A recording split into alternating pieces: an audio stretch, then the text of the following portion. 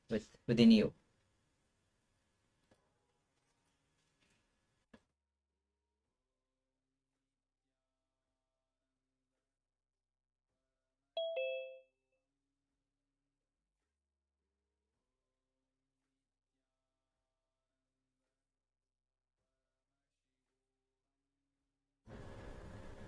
Remember, whenever you are manifesting these powers with eyes closed, do not engage your mind. Unclutch from every thought that is coming. Do not get carried away by any thoughts. Just be a witness to the thought. When you are being witness to the thoughts, you will see the thoughts start to disappear. As you do not empower these thoughts, this will start to disappear, and you'll be established in the pure unclutched space.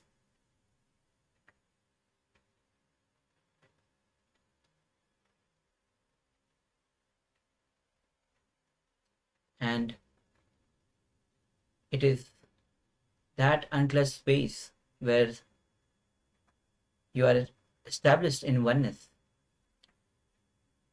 with deep connection with Bhagwan.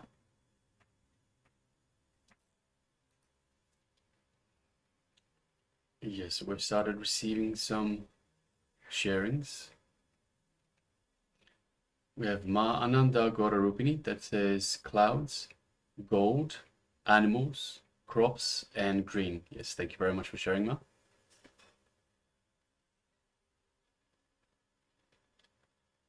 Just waiting for translation. Ma Fu Fang Zhen. And all the YouTube participants as well, please start sharing. Yes, so requesting all YouTube participants, if you're following us and if you've taken part in the power manifestation, please share your revelations as well, what was revealed to you in your third eye. Ma Alice, I was having a lot of thoughts. I was seeing anything other than some geometry shapes. Okay, thank you for sharing, Ma. Yes, Ma Janine says blue, red, round thing, white, black, and stripes. Yes, thank you very much for sharing, Ma. And if anybody can translate for Ma Fu Fang Zhang.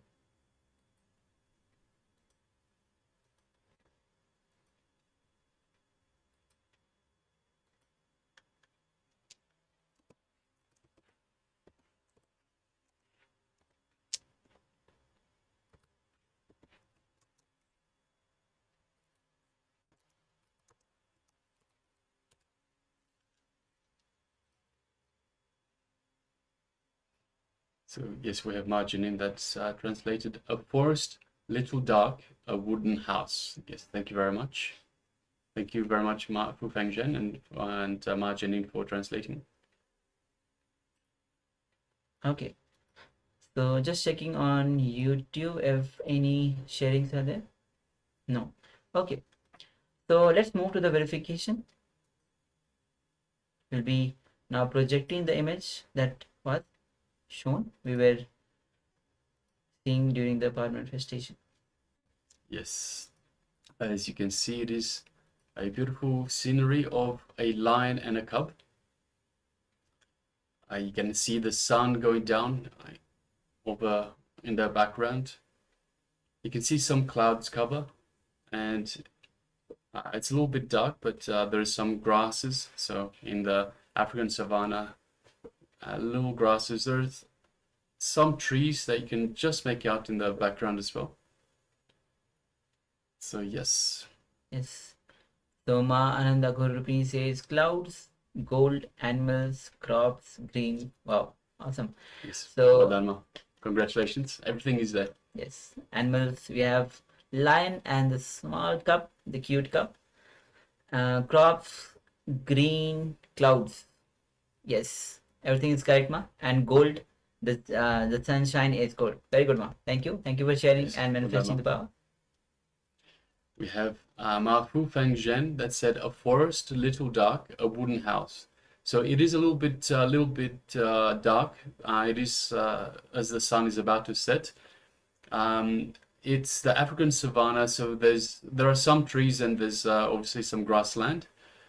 We don't have a wooden house, but we do have, so it is a little dark as the sun is setting, and we do have some trees and plant life. So yes, thank you very much for sharing, Ma. Well done. And Ma Ali says, I was having a lot of thoughts. I was seeing anything other than some geometry shapes. So we have a circle. It is, you can consider that one of the geometry shapes. And if you look at the face of the line itself, it's more kind of a triangular, and it gives one kind of a shape, geometry shape. Yes, Ma Janine says blue, red round thing, white, black stripes. Okay, so let's see, blue, we don't have blue, red round thing. So we have the sun is around. There are shades of red throughout the image. So here and there, even you can see in the hair of the line itself, there are shades of red. Was it? Yes. White and black and stripes. So there's some stripes on the line cub, and of course on the line itself. Some stripes that you can see, some shades of black as well. White, perhaps the sun looks a little bit white. So yes, thank you very much for sharing, Ma. Well done, congratulations. Yes, thank you all of you. And also today we'll be having, as the picture says, lion and cub. So we'll be having this beautiful story that Swamiji shares on lion and cub story. So be awaited for this beautiful story. So now let's move on quickly to the second round of the power manifestation. Yes, requesting participants to once again put on your eye bands and let us get ready for the second round. And requesting all participants that are following us on YouTube, you can join along with us. So just have either an eye band or some cloth, opaque cloth that will cover your eyes so light doesn't come in.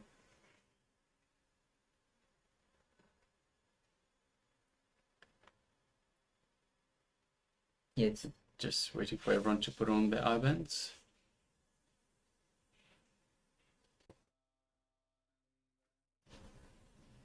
Yes, now let us connect to Swamiji. Let us invoke Swamiji in our inner space. Let us feel Swamiji radiating his love, his compassion, his energy throughout our entire body, filling every corner of our body. Now let us connect to Swamiji in our third eye.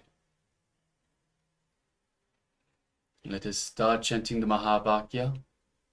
Om Nityananda Paramashivoham. Om Nityananda Paramashivoham. Om Nityananda Paramashivoham. Let us continue chanting the Mahavakya. And from the space of oneness with Swamiji, let us manifest this power of third eye vision. The image is being projected for you now.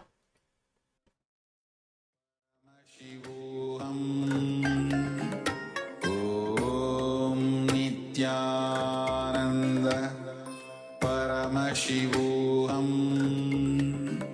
Om Nityananda Paramashivoham.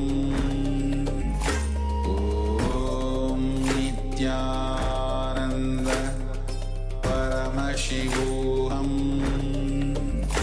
Om Nityananda Paramashivoham. Om Nityananda Paramashivoham. Om Nityananda Paramashivoham. Om Nityananda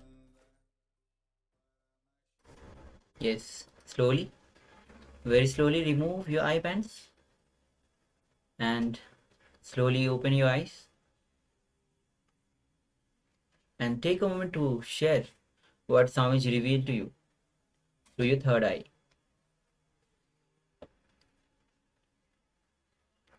And remember, it is through the oneness with Swamiji that you start manifesting the powers of third eye. So constantly have the deep feeling connection with Bhagwan. Start chanting Mahavakya. Vibrate even when you are sitting.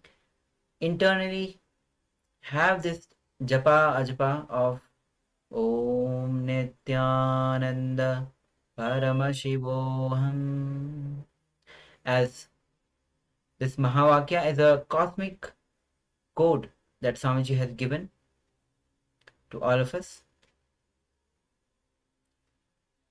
to connect with himself, connect with Swamiji himself. So take a moment to share what Swamiji revealed to you.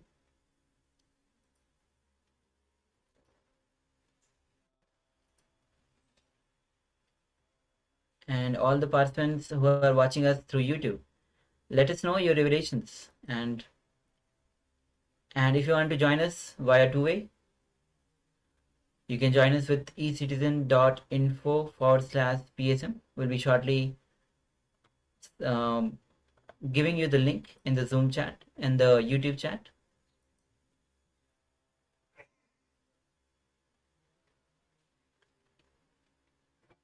Yes, and so once again, requesting participants to please share, and all participants that have their cameras switched off, requesting please switch on your cameras and let us know that you're there.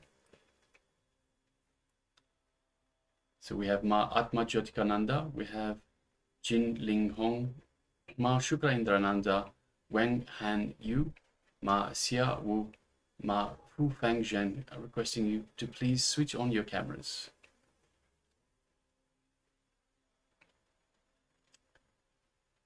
All right, so we have one sharing. We have from Ma Ananda Gaurarupini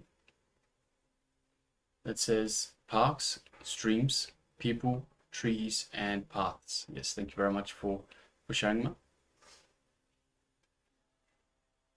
And yes, all of you can also share the revelations of third eye, what Swamiji revealed to you.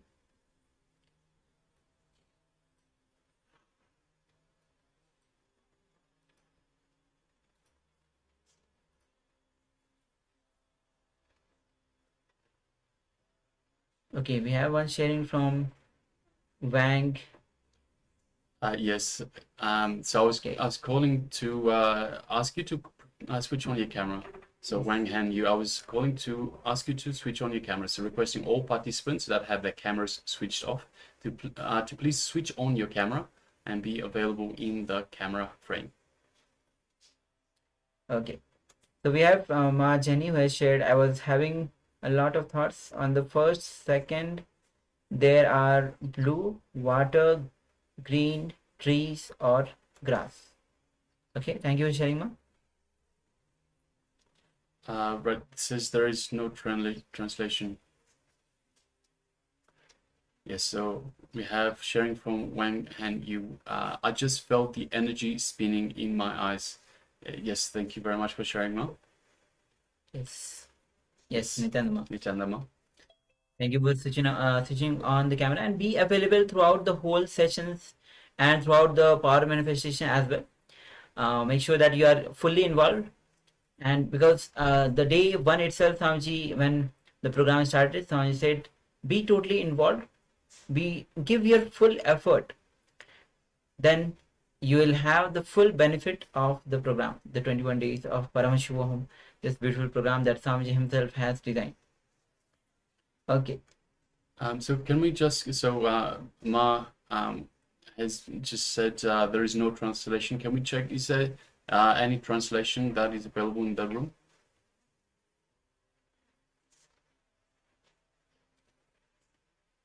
So do we have translators in the room?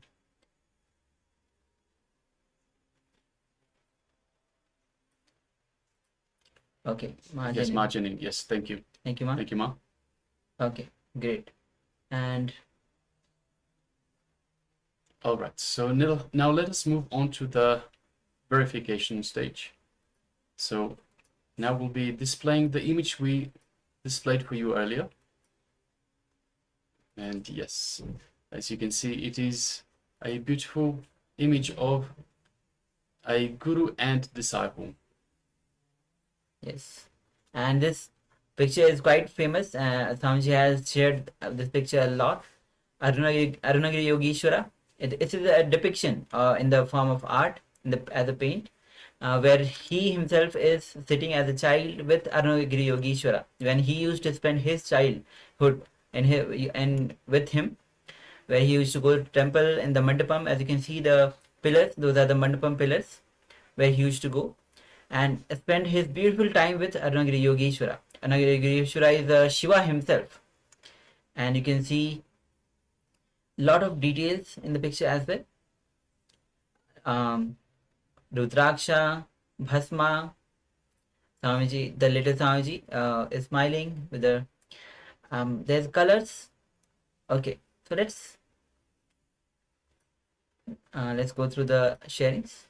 Yes, so Mahananda Agora Rupini says parks, streams, people, trees, and paths. So we definitely have the people. We don't see park or streams or the trees. And there's probably a path. Obviously, it's a temple, so there's definitely a path within the temple itself. So yes, thank you very much for sharing that. Yes, Ma Jenny says, I was having a lot of thoughts on the first second. There are blue, water, green, trees, or grass. Okay, so we definitely have the blue color. Even the neo color, the shiny color, just on the sides of the Arunagiri Yogeshwara behind the head is blue. And we have trees, grass, water. Actually, there's a tiffin box, small tiffin box. It might be having the water. Okay, thank you for sharing, Ma. Yes, so we have Ma Liu Zai Kun that says forest, dark sky. So we don't have a forest, but it's definitely very dark. It's a depiction, so we're not seeing the sky, but it's it's definitely a dark depiction. So yes, thank you very much for sharing, Ma. Yes, and we have from Ma Wang Han Yu. She says, I just felt energy spinning in my eyes. Great. So this is one of the ways that you start to experience the powers. So the more and more you start manifesting these powers, it will start reflecting in much more better way. And so keep participating in the power manifestation. Okay. So now after this power manifestation, we'll be entering into today's theme itself, and the theme is Advent of Guru, the ultimate wealth. How after the advent of Guru, we realize that the Guru is the ultimate wealth. It is Guru who keeps or places us from perishable to perishable, from subconsciousness to super consciousness. And it is through the guru-disciple relationship we realize the ultimate wealth. So today we'll be going through this sessions where we'll be realizing how Guru is the ultimate wealth. Now we'll be entering into the session as Guru is the cosmic window. Yes, so the guru-disciple relationship is sacred and profound connection that transcends the boundaries of time and space. It is the ultimate path to realization, where the guru serves as a mirror for the disciple, reflecting their true self, Paramashiva. So our true self is Paramashiva. Swamiji says again and again, I am not here to prove I am God, I am here to prove you are God. You are Paramashiva. So this very relationship is rooted in trust, surrender, and the unwavering intention to attain enlightenment. And through the power of grace and guidance of the Guru, disciple is led beyond the limitations of the mind and the illusions of the material world. Guru imparts wisdom, initiates spiritual awakening, and provides the tools necessary for disciples' transformation. It is through his divine connection that one experiences the ultimate truth and realization of oneness with the cosmos. The Guru disciple relationship is a journey of awakening to the highest potential and living the enlightened life. What is called, Swamiji calls, living enlightenment. So let's get ready. Come to the space of listening as we enter into this revelation by Swamiji himself.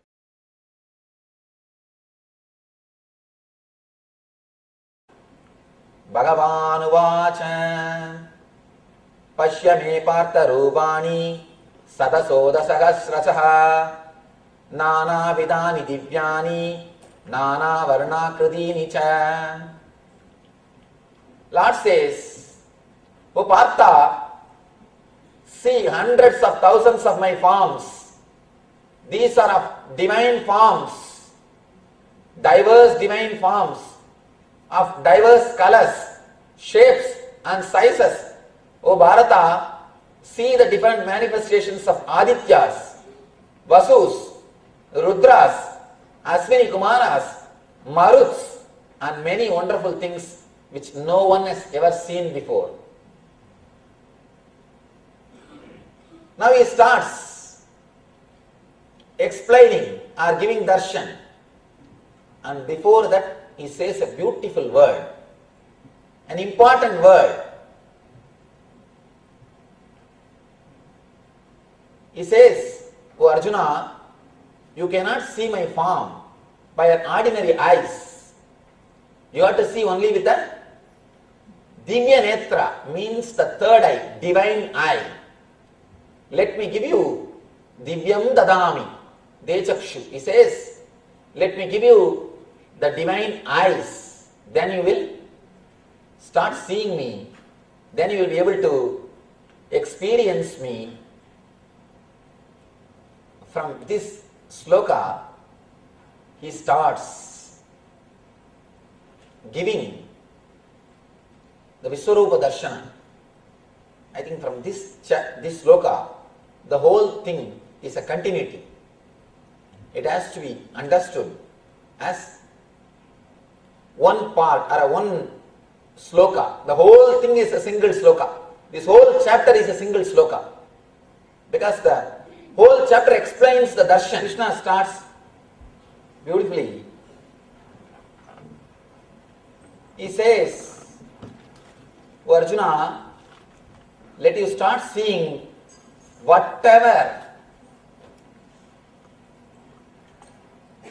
exists, all the Stavara, Jangama, universe, everything which no ordinary man can see, which no ordinary person can see. He says, even Rishis, Munis, even they have not seen this. Even they don't know this. Next sloka. Natu mam sakyase drashtum anenaiva svasakshusa divyam dadami te chakshu pashya me yogamaishwaram. O Arjuna, you cannot see me with these ordinary eyes. Let me give you the divine eyes, Jnana Chakshu, Divya Chakshu. Only through that you can see my cosmic form. You can see my cosmic energy. First thing we should understand, can it be really seen? These three questions. Can it be seen? What is the qualification? What happens when you see? These three questions is the whole chapter. Can it be really seen? I tell you, it is possible. It is possible. There are so many enlightened masters who experienced this, who experienced this consciousness. Let me narrate an incident from my life. After 9 years of tapasya, meditation, long tapas, at one point I was totally frustrated.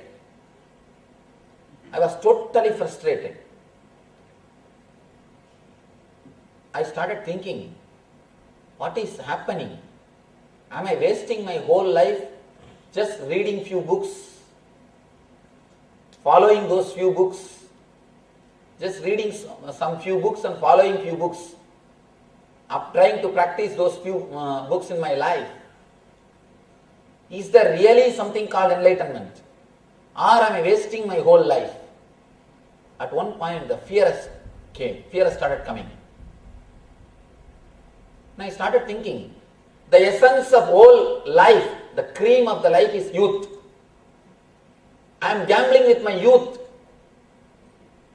I have just poured my youth into this tapasya. I have sacrificed my youth for this tapas. I started thinking, is it worth? Is the game worth?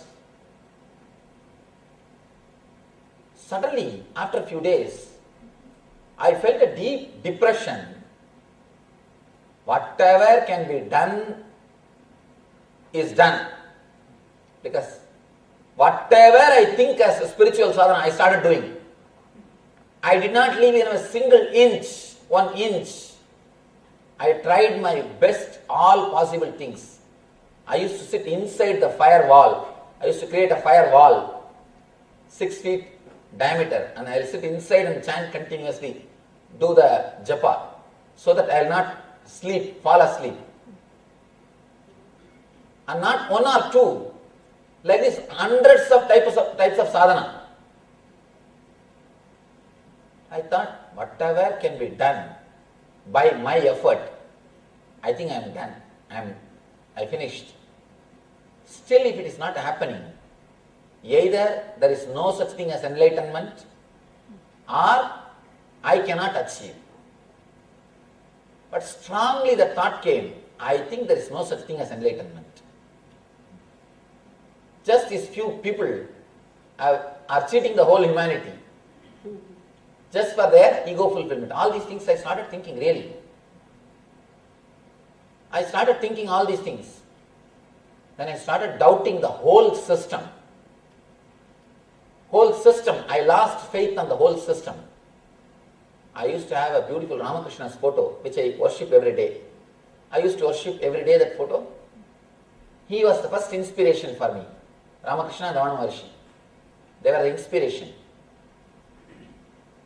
And when the trust is lost, I became so angry and so much depressed. I just took that photo, threw it such a way, the frame was completely broken. The glass frame, it broke. And it was lying. I was staying at the time in Omkareshwar. And I was having a japamala with which I used to do japa, which was my great friend. Practically hours together I will sit and do japa. And the japamala is supposed to be the object which is worshipped, or the maximum respect is given to that object, almost like a life. And I used to respect that mala.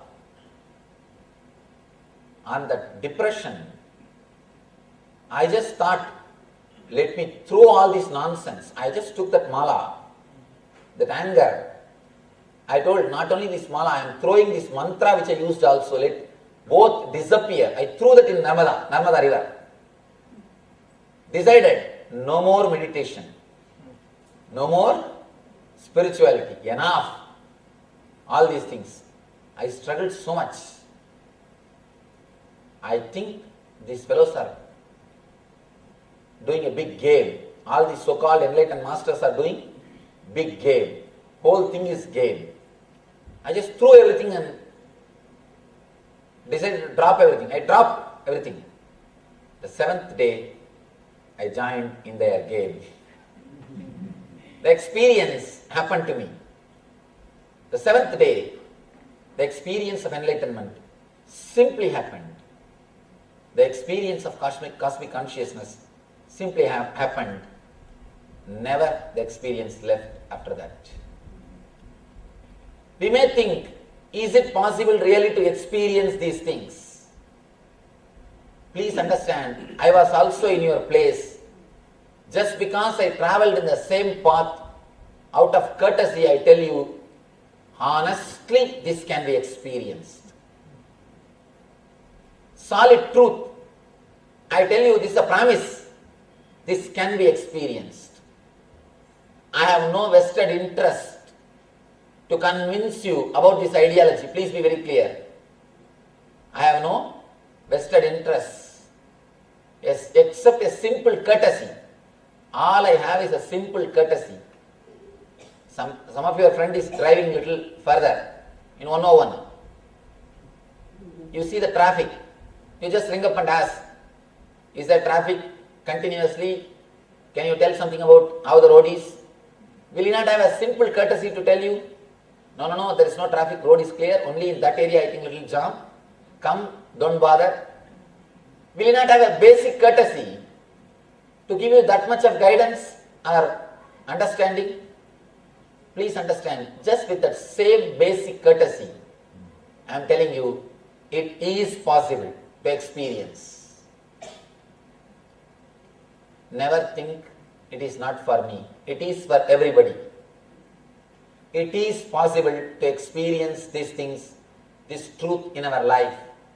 It is verily possible to experience the cosmic form in our life. Because unless you are sure of the possibility, listening all these things is a waste. Please be very clear. It's such a beautiful, intense thing. If you really don't believe that it is possible, or really if you feel it is not, one more story. If you believe that it is not going to be possible, or it is not possible, don't waste your time unnecessarily listening. It is just waste of time listening. Before listening to these great truths, I wanted you to understand it is possible. The first thing we need to know is it is possible. Only then whatever Krishna says will work on our being. See, when you go out, if you really experience this cosmic form and go out, it's really great. I'll be so happy. Or at least go out with a glimpse of it. Let there be a glimpse when you go out. For that glimpse to happen, if these words of Krishna has to work on you, means first thing you need to be convinced of the possibility. It is possible. It is not just words. Let me tell you openly, directly, I promise from my experience, it is possible. It is possible. First thing. Next thing, what is the qualification? What are the qualification? By giving this experience to Arjuna, Krishna proves there is no need for any qualification. Because Arjuna has no qualification. Neither he took the responsibility, nor he understood completely about the teachings of Krishna. All he did is only one thing. He is fortunate to be in the presence of Krishna. That's all. All you need also only one thing. You should be fortunate enough to be here without being caught in traffic jam. That's all. There are thousands of probabilities. You could have taken today off. Every day I am going and listening the same thing. He may change the words. He tells the same thing every day. Today let me rest. You could have thought. Or All right, 1 hour driving there and sitting there and coming back, big work. Let me watch TV today. You could have. But and one more thing, there are so many other places to go, more funny. More, you could have had more fun. There are so many other choices. But among all the choices, you chose to be here. That is only qualification. Don't bother, there is no need for any other qualification. One more thing, by you being here continuously after listening these things so many days, automatically your unconscious has started accepting these ideas, these truths. Be very clear, if your unconscious or subconscious doesn't accept these words, you will not come next day. There are so many you have dropped. You will not come next day. Somebody came and told me yesterday, Swamiji, nowadays the moment I get up from my bed, I am waiting when it will become 5:30. When it will become evening 5:30. If you are waiting, means all these words have already entered into your being. So trust you are ready. That's an important thing. Please understand. Trust you are ready for this experience. Big problem. Many times, even if they are qualified, they don't trust they are qualified. That's a big problem. Because continuously, the so-called religious preachers have created so much of guilt in you. Continuously they blamed you. You are not qualified, you are doing this wrong, you are doing that wrong, you are doing this sin, you are doing that sin. Continuously you are blamed, disrespected. Because of that, you lost confidence about yourself. You lost faith on yourself. Now, if you are, after listening so many days, again you are here, that itself is a solid proof. Your unconscious has accepted all these ideas. Consciously you may fight. What he actually wants from us? Why is he sitting every day and talking? Consciously you will never be able to surrender. That struggle will be there always. That struggle will be there always. But you being here proves your unconscious has already started enjoying these ideas. You are fortunate to fall in tune with the great thoughts of Krishna. And especially if any of you, when you get up early morning, if you think, when it will become 5:30, let me go to temple. If you have that thought, be very clear, you have completely fallen in tune with these great thoughts. After these slokas, we will enter into a meditation. At least let us pray to the Parabrahma Krishna to give us a glimpse what he gave it to Arjuna. Arjuna has no qualification. Whatever qualification necessary for experience, nothing. Arjuna has got nothing. When he can give it to Arjuna, why not to us? Why not to us? And surely we will enter into the meditation and hope to have at least a glimpse of what Arjuna had.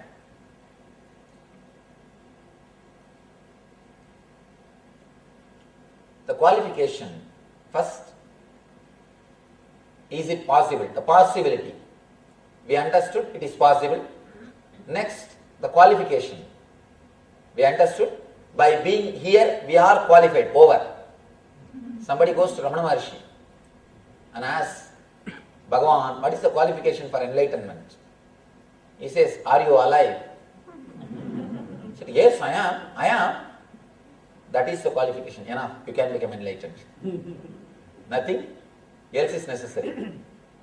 You exist, your existence is enough.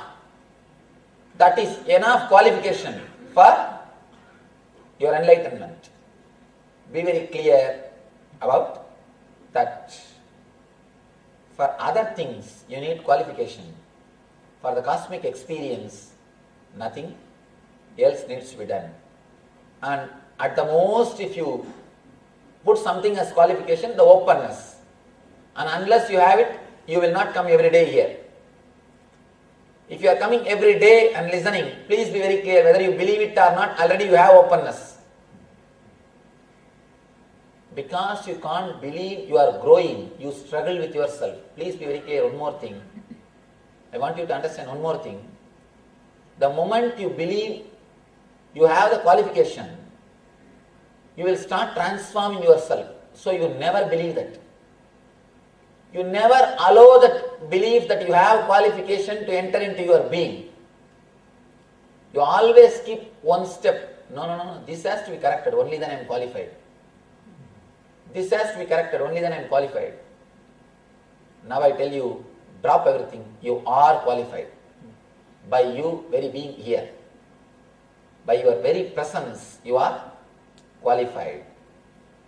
Next thing, what happens when you experience? The third question. Here starts Arjuna, the Krishna's words. Nadumam chakyase drashtum anenaiva svachakshusha divyam dadami te chakshuhu pashyame yogamaishwaram. Arjuna, you cannot see me just with these ordinary eyes. You need divine eye, third eye, Divya Chakshu, to see my cosmic form. I am giving you the divine Chakshu, the divine eye. Let you see my cosmic form. What is this divine Chakshu? What is this divine eye? Let me tell you my experience. When I was 12, I started doing some meditation. I can't even call that as a meditation. It's like I was trying to play with the technique. A great master, Annamalai Swamigal, he is a disciple of Ramana Maharshi. At around the age of 10, he taught me, from where thoughts are coming, just start seeing. I should narrate that incident also. It's a small but nice incident. Once when I went to see him, he was talking to a group of seekers. And he was telling me, I was taken by my parents to him. My parents are some relatives, they took me. Some elders. He was talking to them. We are not body. We are Atman. No suffering or pain touches us. When I heard that, I was surprised. How can it be? I came back to the house, I was thinking continuously. If my mother beats me, I feel the pain. In India, kids will be beaten. No 911. You can't call any 911. Kids will be nicely beaten. If you do any mischievous things, they will give you a nice blow. And they will have that stick also. They will blow nice. They will give you a nice blow. And I used to think, when my mother beats me, I have the pain. And especially in the village, they don't bother. In cities, it will be a little decent, but in villages, they will take a stick and you will have a good puja.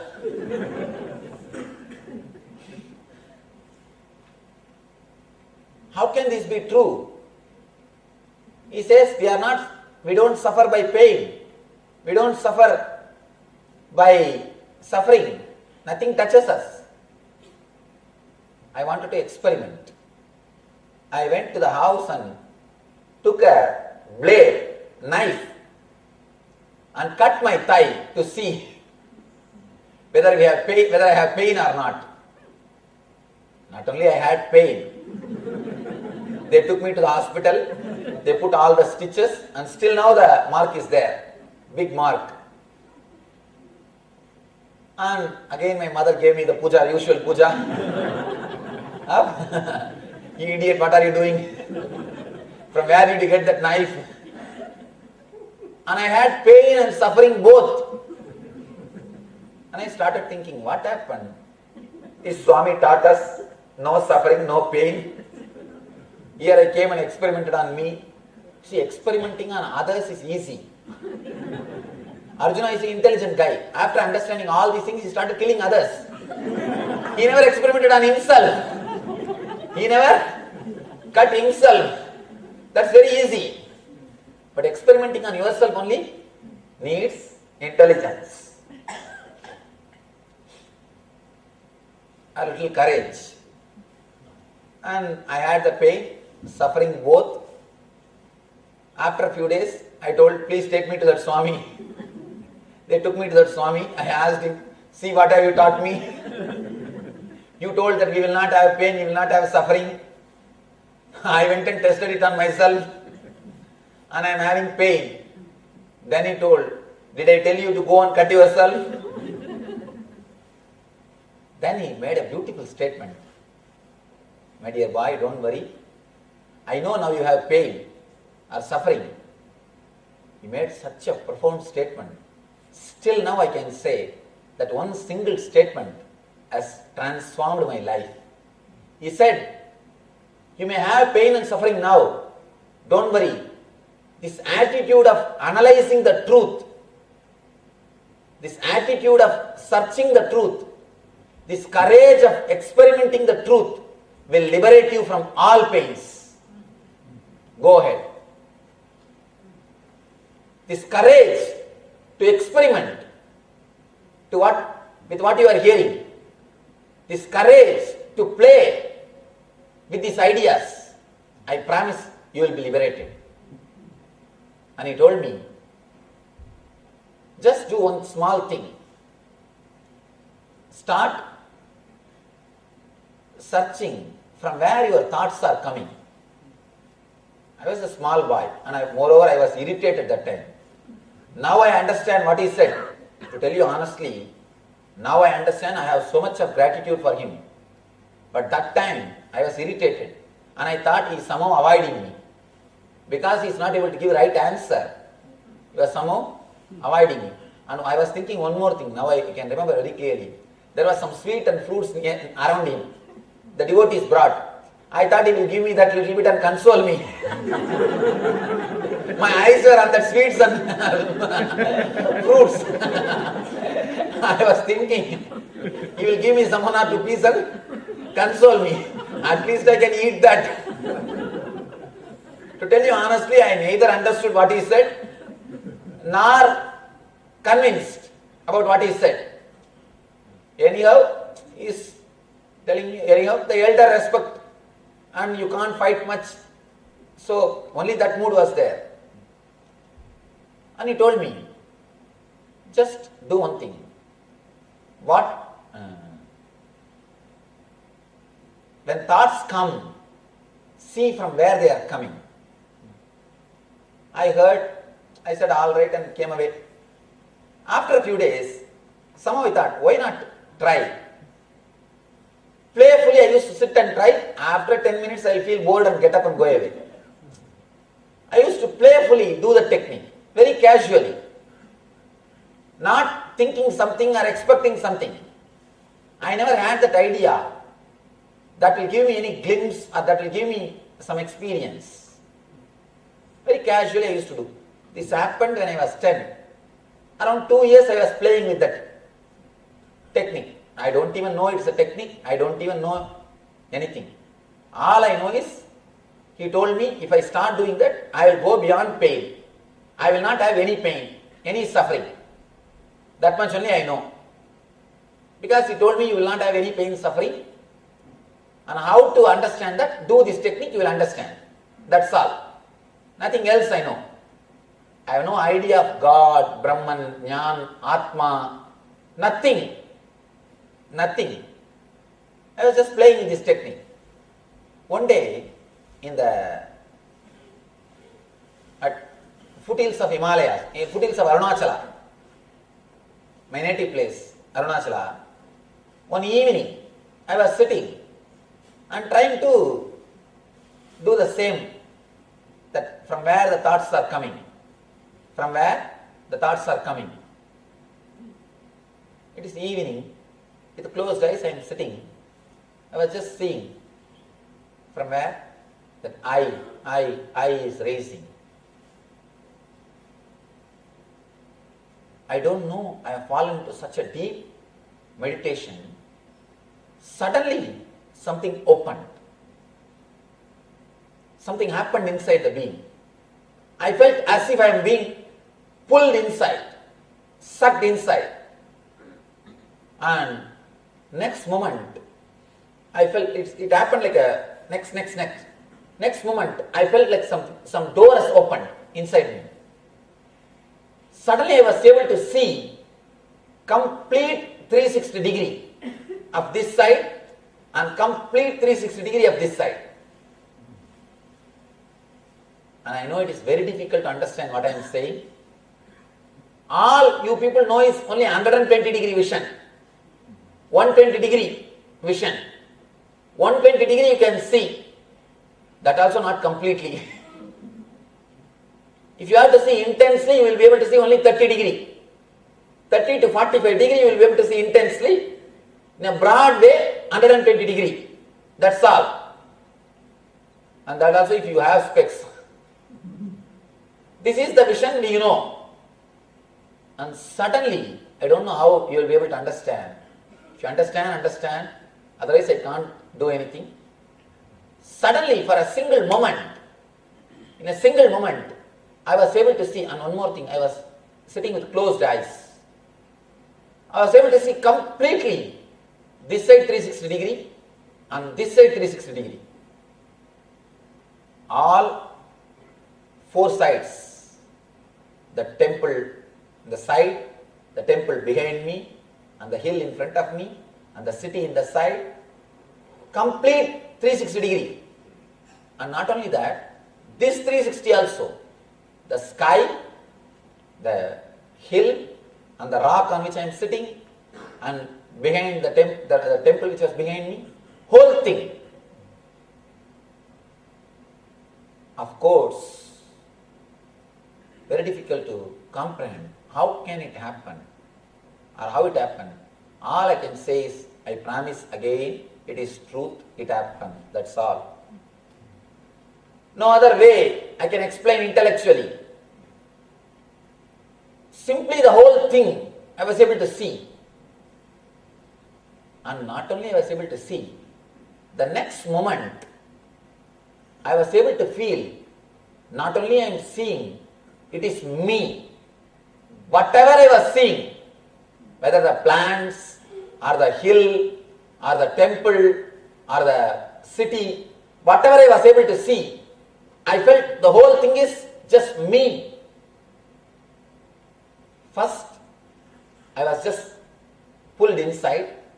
Next moment, I was able to see complete this 360 degree and this 360 degree. And next step, I felt it is completely me. The whole thing is me. It was such an ecstatic experience, such an intense experience. It took more than at least 3-4 hours for me to open my eyes. After few hours only, I opened the eyes and I felt like I have the bliss fever. Same feverish mood, but blissful. Not suffering. 3 days that mood continued. And after that, suddenly, the tremendous fear took over me. Tremendous fear that something wrong has happened to me. And I tell you exactly what happened in my mind. I thought there is some ghost sitting on that rock. That day evening, it was evening, the ghost caught hold of me. And now I escaped from the ghost. And I decided never to go to that place again. And I used to go towards that area only to my school. From house to school, if I have to go, I have to cross that area. Not exactly that rock, but that nearby area. I just started taking the other route, which is long route. I stopped going near that area because I thought there is some ghost, and if I go again it will catch me, because neither I know what is spiritual experience, nor I know what is cosmos, or I know Brahman or Tattva, Atma, nothing. One elderly sannyasini, she was there. I went and told her that this is what happened to me. She held my hand and saw my energy and told me, you are not possessed by ghost, you are possessed by God. Don't worry, you are not possessed by ghost, you are possessed by God. Of course, she encouraged me to do the meditation, but I never did for at least next 6 months. Next 6 months, I never did any meditation. I was afraid even to close my eyes. I thought that ghost will come and catch me. And one more thing, I never again went near that rock.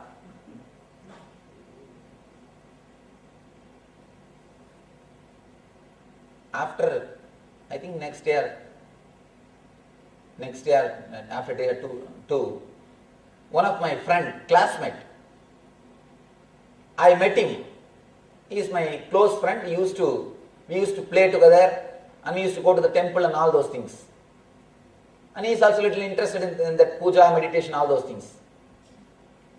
So I took him to the temple and made him sit in one corner, and I started telling him, hey, few days ago I went and sat in that hill, something happened to me, and suddenly from that day I am able to see all the 360, all the front and back. I don't know what happened to me. That guy still is there, and actually he is now coming out with his reminiscences. What he felt first when I came and told him. Just next day I am a small 12-year-old boy, and I am catching one of my friends, and I am telling, I am able to see all the side. I don't know what happened to me. And not only that, he said, fool, what are you talking? Something has happened to you. And I told him, no, if you try to keep some coin or anything behind my head, I will tell you what is there.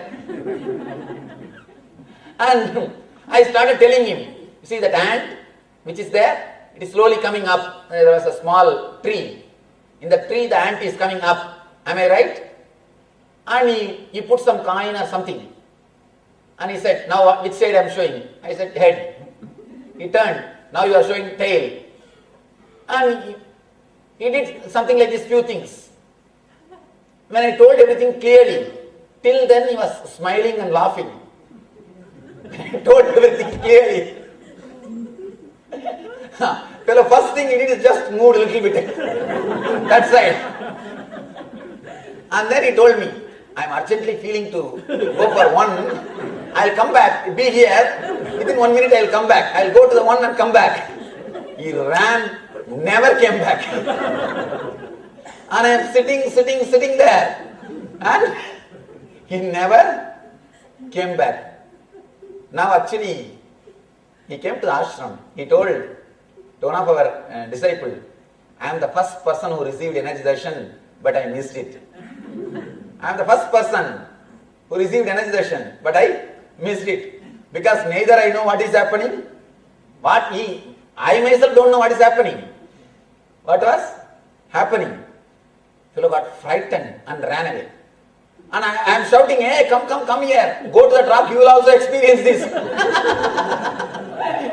If you want to know this, if you want to understand this, go to the rock. You will also see. And said, I neither want to go to that rock, nor I want to have all these things. Something has happened to you. I will go and tell your mother, and they should take you to doctor. They should take you to doctor. He ran away. Anyhow, even though the fear was there, the fever of bliss, the whole body was boiling with joy and ecstasy. Once in a while, I used to have that small temptation. Even if it is ghost, what is there? I can go and sit, let it catch once more. It is really nice. It is really nice. After all, it is so blissful. But other side, fear. Usually the story which we hear, ghost will eat you and you will die. That side fear, one side. That type of fear. The other side, it is so joyful, so blissful.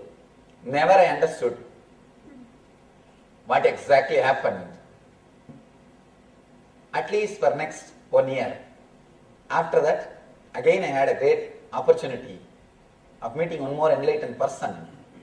He gave me the whole clear explanation, and of course the seeking started after this experience. Only after this experience it has become intense. Of course, after that 9 years of long tapas, all the tapas is done only to have that experience again. And next time when it came back, I think body and mind was ready. It never left. It just stayed with the being. I think that vision of 360 degree is what Krishna says, Divya Chakshu, divine eye, Trinetra, the third eye, or Anya Chakra. With 2 eyes, you can see only 120 degree. When the third eye opens, not only this 360 and this 360 also. You will start experiencing the whole thing as you are. And just you feel the whole thing is you. That is what the cosmic consciousness. What Krishna calls us? Cosmic consciousness. I felt the whole thing was living. How? You see, how you feel this body is living. How you feel your hands are living. When somebody touches, when somebody hurts, you know it hurts. And how you feel it is living. Because you feel this is living, you are able to handle it. And you feel if anything is done to this. Same way, I just felt the whole thing is living. I could clearly experience the whole thing is living. Just like this body is alive. That is what? Expanding your body consciousness to the universal consciousness. What you feel with your body, feeling the same thing with the whole universe is what I call cosmic experience. How you feel with your body, same way feeling with the whole universe. The problem is, even with our body we don't feel alive. That's the problem. Even with our body we don't feel alive. All we need to do is feeling the same way with the universe, how you feel with the body. That experience only Krishna gives to Arjuna. Same way as I got frightened. First time when I had that experience, Arjuna also gets frightened. He is also totally shaken. Of course, you need a living master at that moment to guide and help. People ask me, who was with you, Swamiji, to take care, to guide you, to help you? And I always tell them, Arunachala. Arunachala is the living master. How? When you see, for an immature baby, you need an incubator. The premature baby, not immature. Immature baby, we are all immature babies. Premature baby. Premature baby. For premature baby to survive, you need to put that baby in the incubator. Incubator will supply everything for the baby to grow. Same way, for a person to become enlightened, Arunachala is incubator. Arunachala is the incubator. Just being there is enough. It just takes care. The energy takes care. Yes, what a beautiful revelation by Swamiji.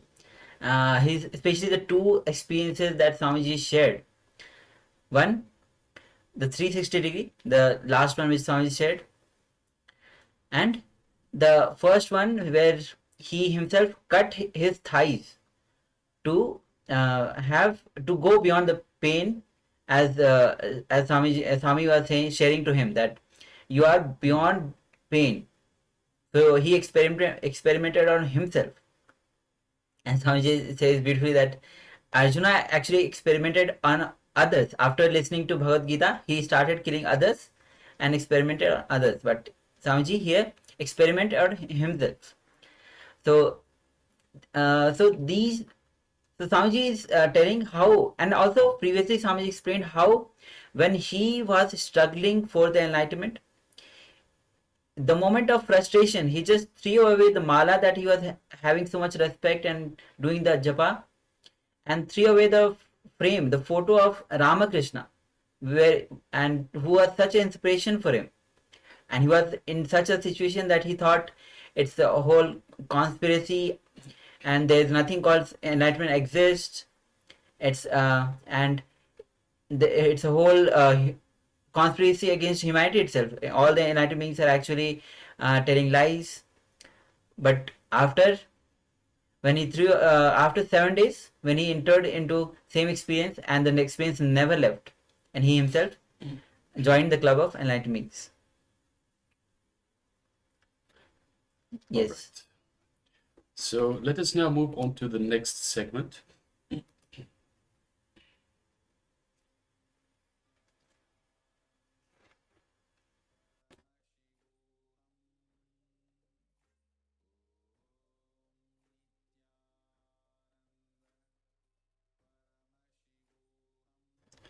Yes, so the next segment is on Swamiji's gurus, the Parama Guru. So this session is on Parama Guru. So in this session, we will learn about the Supreme Pontiff of Hinduism's personal life, his education, his upbringing through 16 gurus. So did you know that the Ishvara Vibhuti Varana of the Kurma Purana records the happening of Nityananda that is to come into the future? It is true. We'll be displaying on your screens shortly some slides for you to see some of the gurus that Swamiji has had. So just give us a moment. Yes, so as you can see, these are some of the gurus. So Swamiji had a total of 16 gurus. So here you can see darshan photographs of the Paramavatars gurus that we learned from this session, that we will learn about in this session. And the first picture that you see is Bhagwan Ramana Maharshi, who is Arunachala himself, and Ramana Maharshi, who doesn't know. So and Swami says that Ramana Maharshi is the first inspiration for him. And second you see Isakki Swamigal. Third is Mata Vibhutanandapuri. Then Raghupati Yogi. Then Ram Surat Kumar.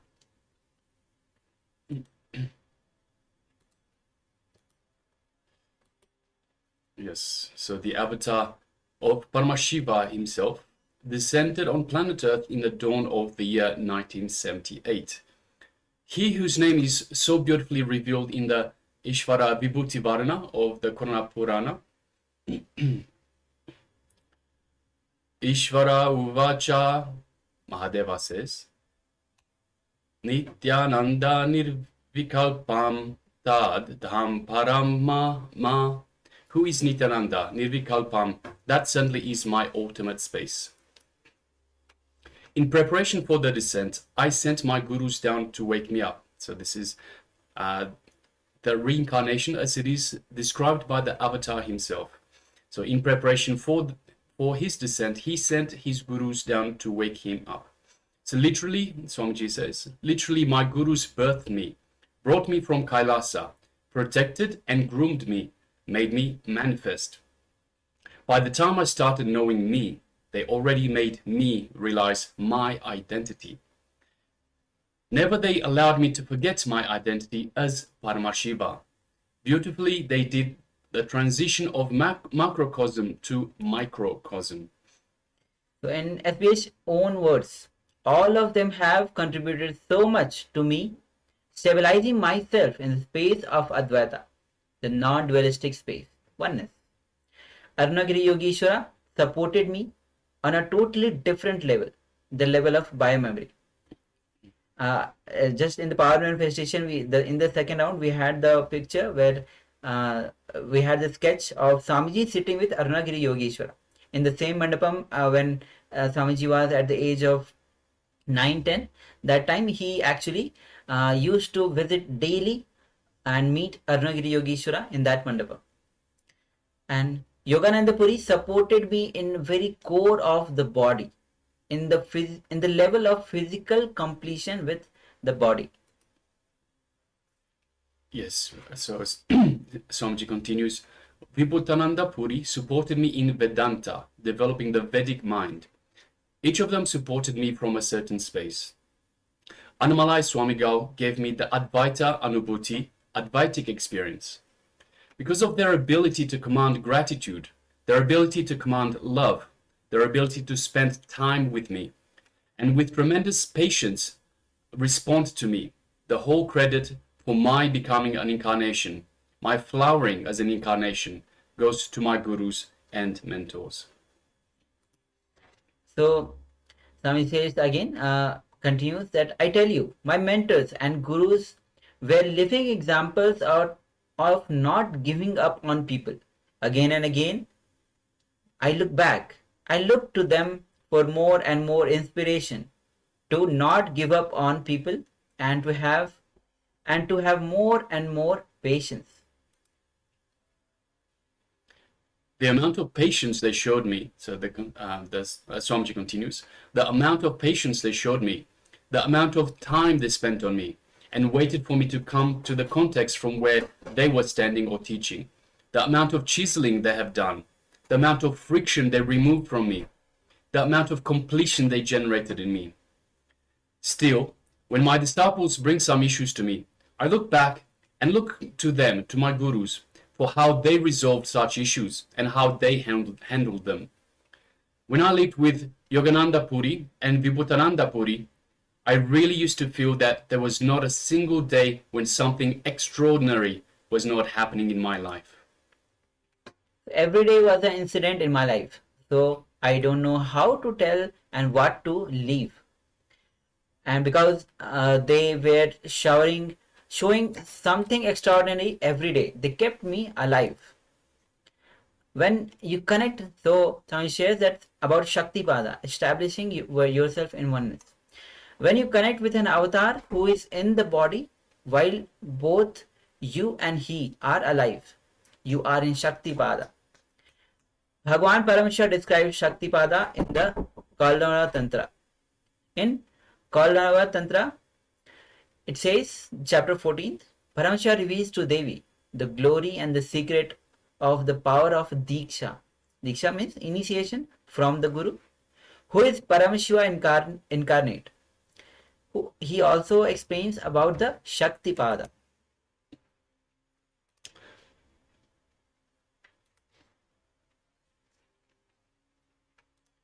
Yes, so the translation to the verse is merely by remembrance on the part of the Guru, proficient in the Veda, the subtle impact, the disciple has his incompletions severed.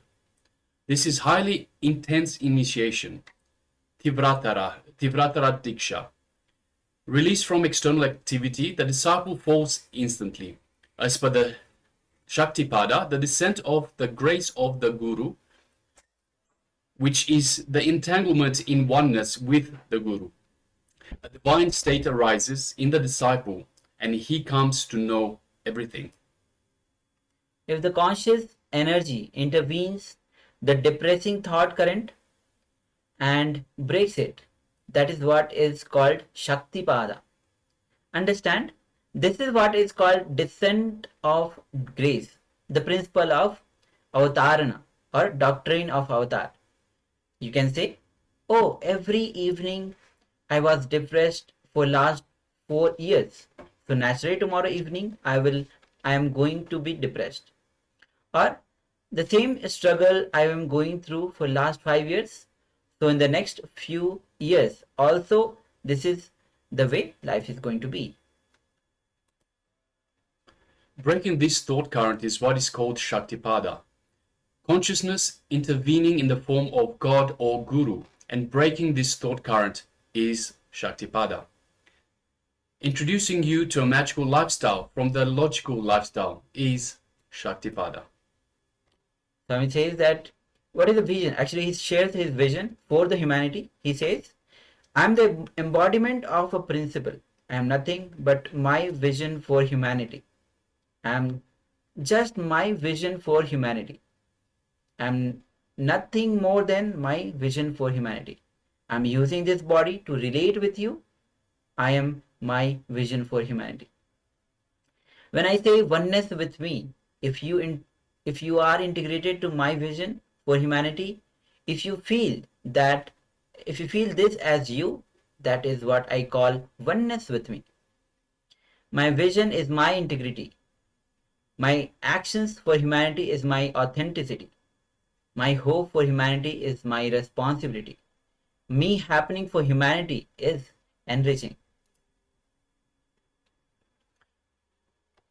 Yes, so now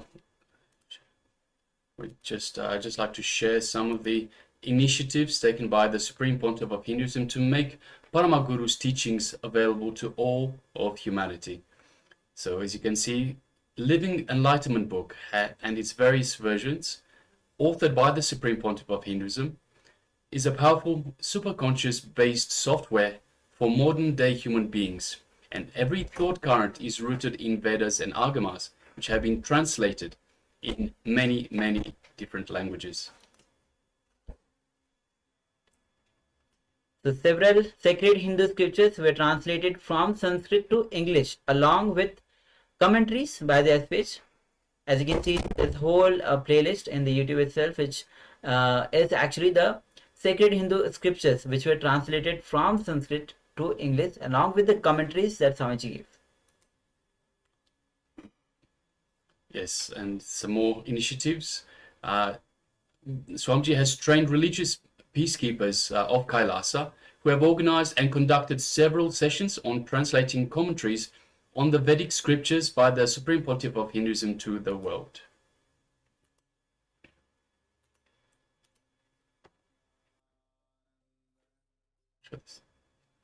Now the SPH has reached out to millions worldwide by overcoming the language barriers, by wishing people in over 25 languages, as we all of us are actually from different parts of the world. So Swamiji has reached out to millions worldwide, irrespective of the language barriers, including various languages.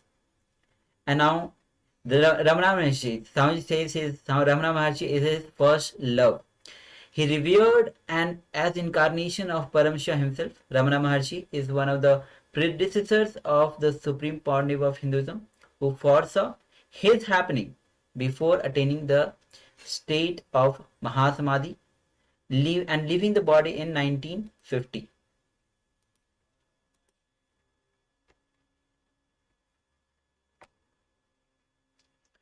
Yes, so some of the predictions of the birth of the Supreme Pontiff of Hinduism. So as we mentioned, Bhagavan Sri Ramana Maharishi was among the greatest enlightened beings who carried the torch of Sanatana Hindu Dharma courageously into the 20th century. One of the darkest times of the 20th century is one of the darkest times in history for Hinduism and of course for planet Earth itself. Ramana Maharishi himself was born in 1879 and manifested the complete superconsciousness by the age of 16, which was the same age of the avatar of the Supreme Pontiff of Hinduism when his gurus initiated him as the 1008th incarnation of Paramashiva. So before passing on, when Raju Mudaliar, the biological grandfather of the Supreme Pontiff of Hinduism, went to receive the blessings of Bhagwan in the late 1940s, when he was a young orphan who worked in the rice shop in Tiruvannamalai. Bhagwan blessed him and blessed his ceremonies and declared that Lord Arunachala himself would come into his family. So, the path of self-inquiry. Ramana Maharishi was a reviver of the field of self-inquiry in the modern day Hindu practice. After it was taught in the Upanishads and several other great scriptures of the Sanatana Hindu Dharma, Ramana Maharishi says at the age of 16 he initiated a process of self-inquiry, asking himself, what is it that dies? In one of his rare written comments on this process, Ramana Maharishi wrote, "Enquiring within who is the seer, I saw the seer disappearing, leaving that alone which stands forever." So as we see in the life of Paramavatara himself, the few definitive words becomes absolutely powerful. Throughout the divine childhood of the life of the avatar, he was raised, surrounded by the direct disciples of Bhagwan Ramana Maharshi, such as Annamalai Swamigal. Just now we had where Swamiji revealed in the last revelation, Annamalai Swamigal, his how he actually initiated into one of the technique without even knowing that it is a technique. Then Tinnai Swami, Sadhu Om, Kannamal, Kanakamal, who themselves became strong pillars of enlightenment ecosystem of Tiruvannamalai. Yes, and we can show another one of Swamiji's gurus, Isaki Mahamunivar. So, Paramaguru of the Supreme Pontiff of Hinduism, Bhagavan Sri Nityananda Paramashivoham, Paramaguru. So, after the Supreme Pontiff of Hinduism was born, he stopped all his public activity and dedicated the rest of his life to teaching Swamiji, to being the guru for Swamiji, training Swamiji to be who he is. So he says that I had the good fortune of living around him for 6 years. I have never seen him eating or drinking or even sleeping. No regular activities. I never seen him having regular sleep. He never used to even wear clothes. He was continuously overflowing, bubbling with joy. He didn't need anything from the outer world. He is just completely fulfilled. We call it in Sanskrit the Atmodsa, the completely fulfilled in himself. He was reading, giving so much to the outer world, but never took anything from the outer world. In the Supreme Pontiff of Hinduism, Nityananda Paramashiva's own words, Isaki Swamigal, well-known popular, every day he will see 1,000 people. After I was born in 1978, he took me to the temple, and after taking me to the temple, he declared he is withdrawing from life. He lived 14 more years after I was born in 1978 to 1999. Whole day and night he poured himself onto me. So we'll be showing the picture actually, so where you can see in the picture Isaki Mahamunivar trained the Supreme Pontiff of Hinduism in the Hindu science of Vedanta and Tantra. You can see the lineage itself, and actually you can see the Paramashiva and Isaki Swamigal, Mata Vibhutanandapuri, the Supreme Pontiff of Hinduism.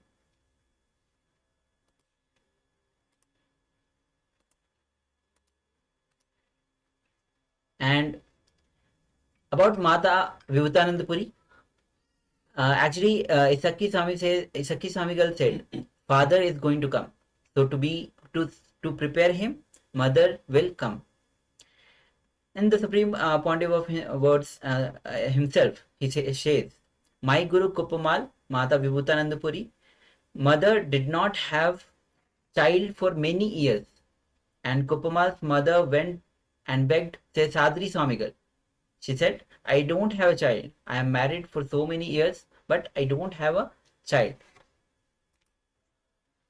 See, in Indian society, they will make fun of you if you don't have a child, especially If you are aware, then you will know in the villages, in the Indian society, it is very well known. If you don't have a child, you'll be made of fun. So Seshadri Swamigal, being a great Mahapurusha, he was sitting on a dustbin in Tiruvannamalai. They they were they will dump everything there. That was like a he used to sit in that dustbin. So okay, so when he took that dust from the same dustbin, like where he was actually sitting, he took that dust, put in her hand, and that lady was so devoted and dedicated. She just ate the whole thing. The dust actually what Seshadri Swamigal gave. She just ate the whole thing. Later on, she told, when I started eating, I saw the whole thing turn into a jaggery, into a jaggery, the sweet. Immediately within 3 days, she conceived. The third day, the local doctor are saying, you are carrying. So this is the story of how Mata Vibhutanandapuri was actually came. She was considered as a mother to come for Swamiji. So for preparation, this is a preparation for Swamiji, and she went to Seshadri Swamigal again. She was sitting on the same. He was sitting on the same dustbin. He bowed down and said, "Doctor says that I am carrying." And Seshadri Swamigal said, "Father is going to come, so to prepare him, mother will come." It is a code word. So this is how the preparation was going on. The baby was born and it was brought to him. He was sitting on the same dustbin. So he received the baby in his hand and kept on his lap. See, dustbin means Kuppa in Tamil. This is the Tamil word, and the child was named the Kuppamal. Mata Vibhutanandapuri was named as Kuppamal. The name was given from the Sanskrit word because he was received by Seshadri Swamigal because he was sitting on the dustbin, and that's how he also got conceived. The mother got conceived, and Mata Vibhutanandapuri came. So this is the reason for that name. If you go to anyone who live in Tiruvannamalai for 2 generations, last 50 years, you will hear the story about some Siddha in their life like this. So you will have the stories like this. Yes, so we'll just display for you once again. So this is Mata Vibhutanandapuri. So you can see Paramashiva, you can see Isaki Swamigal. So once again, this is the lineage all the way from Paramashiva towards the Supreme Pontiff of Hinduism. So we go from Paramashiva to Isaki Swamigal to Mata Vibhutanandapuri and on to the Supreme Pontiff of Hinduism. And yes, Vibhutananda Puri trained the Supreme Pontiff of Hinduism in the Hindu science of Vedanta and Tantra.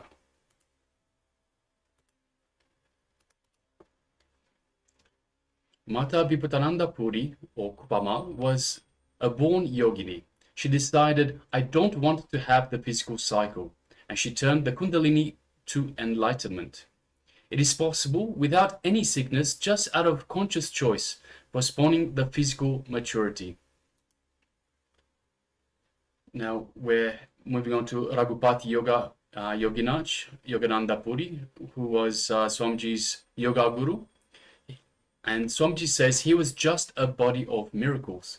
He would sip cold water through his nose and spit out boiling hot water. He was a master in the sounds, Shabda Tattva, Vak Tattva. He would take a stone and create a sound like the stone being hit by a hammer, and the stone would split in 2 pieces. I have seen him lifting any size stones, any size rocks, that he would not even use both hands. So yes, we can show once again the lineage. So we have Paramashiva, Patanjali Munivar, Yogananda Puri, and on to the Supreme Pontiff of Hinduism. So the Guru Parampara for the Hindu science of yoga. So next is about Yogi Ram Surat Kumar. So you will pass the test of life, my boy. This is what Yogi Ram Surat Kumar told to Swamiji when he met him. So he was beyond the physical need. Actually, he talks about the Ram Surat Kumar that he was beyond the physical need. Every word that he uttered simply made realization happened in me. Swami says, when he put a single word into me, I could see thousands of patterns getting completely bombarded. He would finish off thousands of patterns in just one word. So these are the out of 16 gurus, Swamiji shared few of the gurus actually who mentored Swamiji, and actually Swamiji lived with them.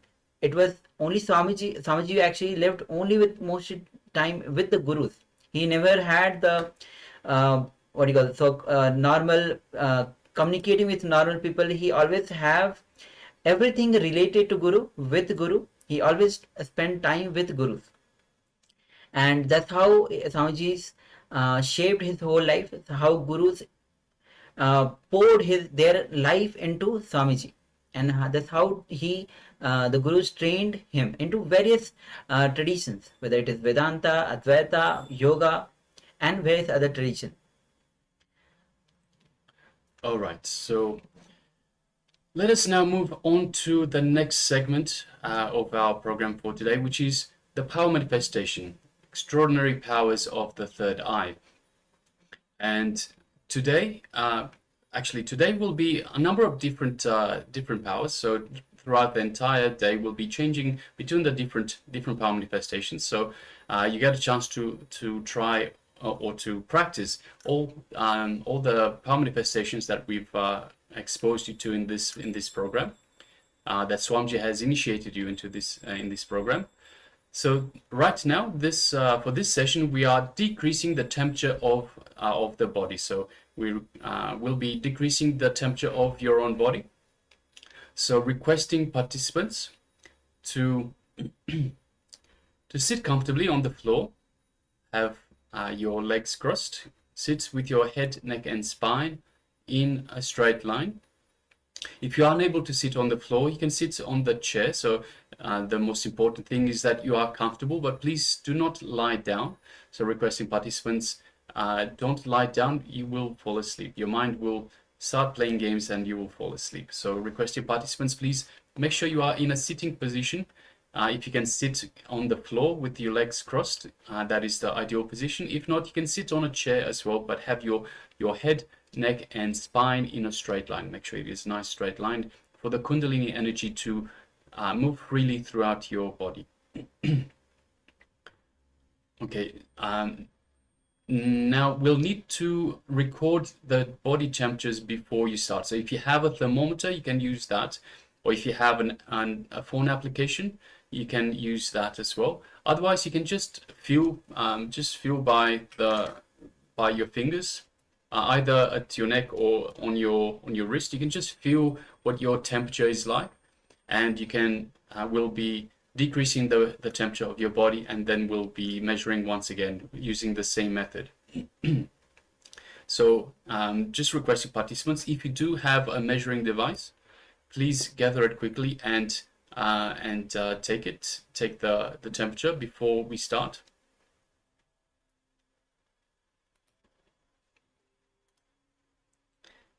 And of course, requesting the participants that are following us on YouTube, you can also take part in this power manifestation. So requesting you to please take part in this. So if you're able to measure your temperature, then please go ahead and do so. Otherwise, if we go just by feel, so either on the neck, on the hand, on the forehead, wherever you can feel your body temperature. All right. So once we've gathered a base temperature for our body, let us connect to Swamiji in our inner space. Just feel Swamiji filling your entire inner space. Feel Swamiji radiating his love, compassion, his grace, and his energy throughout your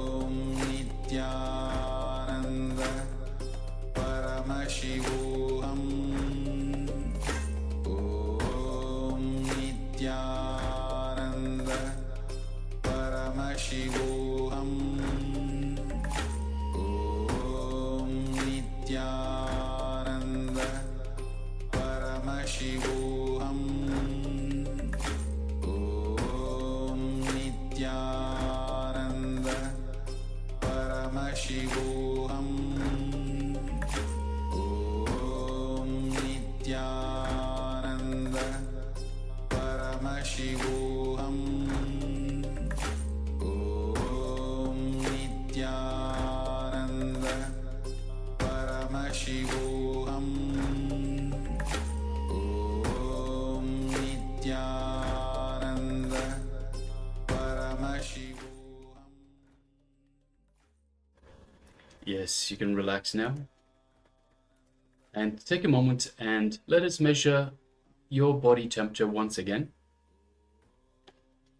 So if you used a thermometer or some sort of a device to measure your temperature, then use the same scale once again to measure the temperature once again for the second time.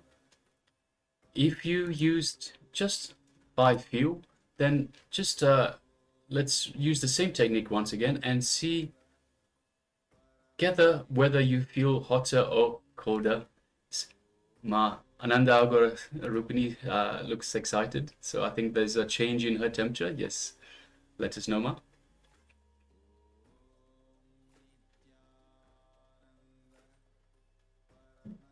So yes, please take a moment and let us know in the chat box the difference in the temperature, so how you went in this vow manifestation. So whether it is higher, lower, by how much, and also let us know how you feel, how you experienced this vow manifestation.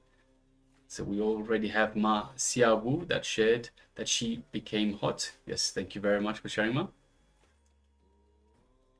We also have Ma Wenghan Yu that says it was hot at first, now the skin is cool. Yes, thank you very much for sharing, Ma. Yes, Well done. and you are actually showing that you actually felt before by touching your body, feeling your temperature of the body, and now you're feeling the skin is cool. Thank you for sharing, Ma. Yes.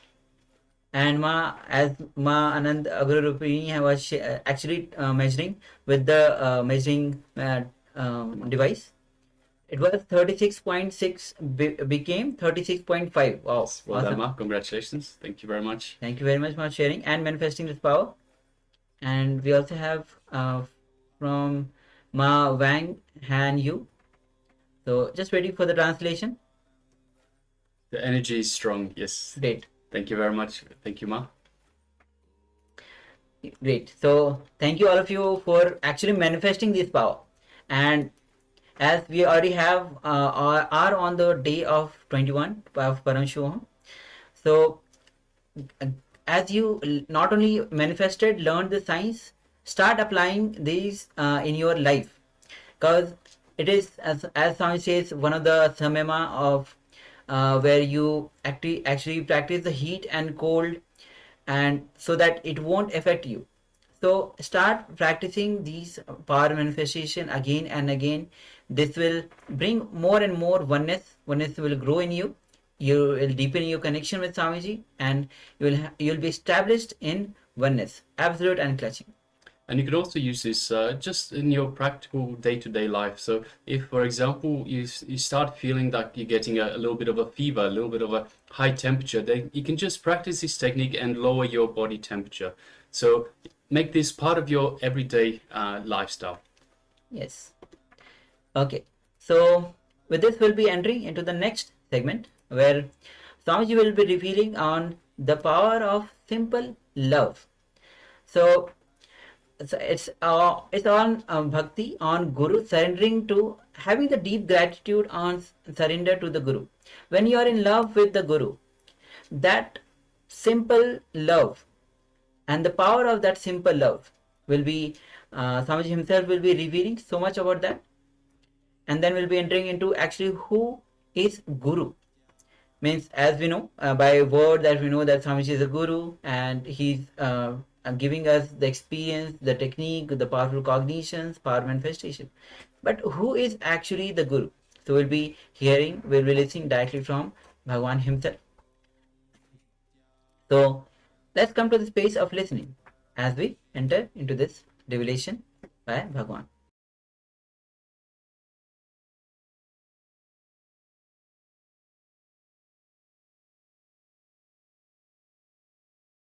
There's another one small incident happened.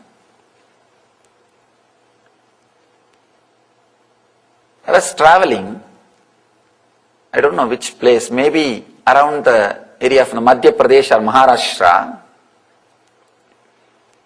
There was one small tree, and under the tree the 3 bricks which is used for construction is kept with turmeric powder applied on it and some puja being done. Usually in the evening time when I rest, I'll search for some brick for the head to keep the head and lie down. I saw that area, nobody was there, just the 3 bricks were there, and I do not know that it was being worshipped by some villager as a deity. And I just picked up that brick and put it for my head and lie down.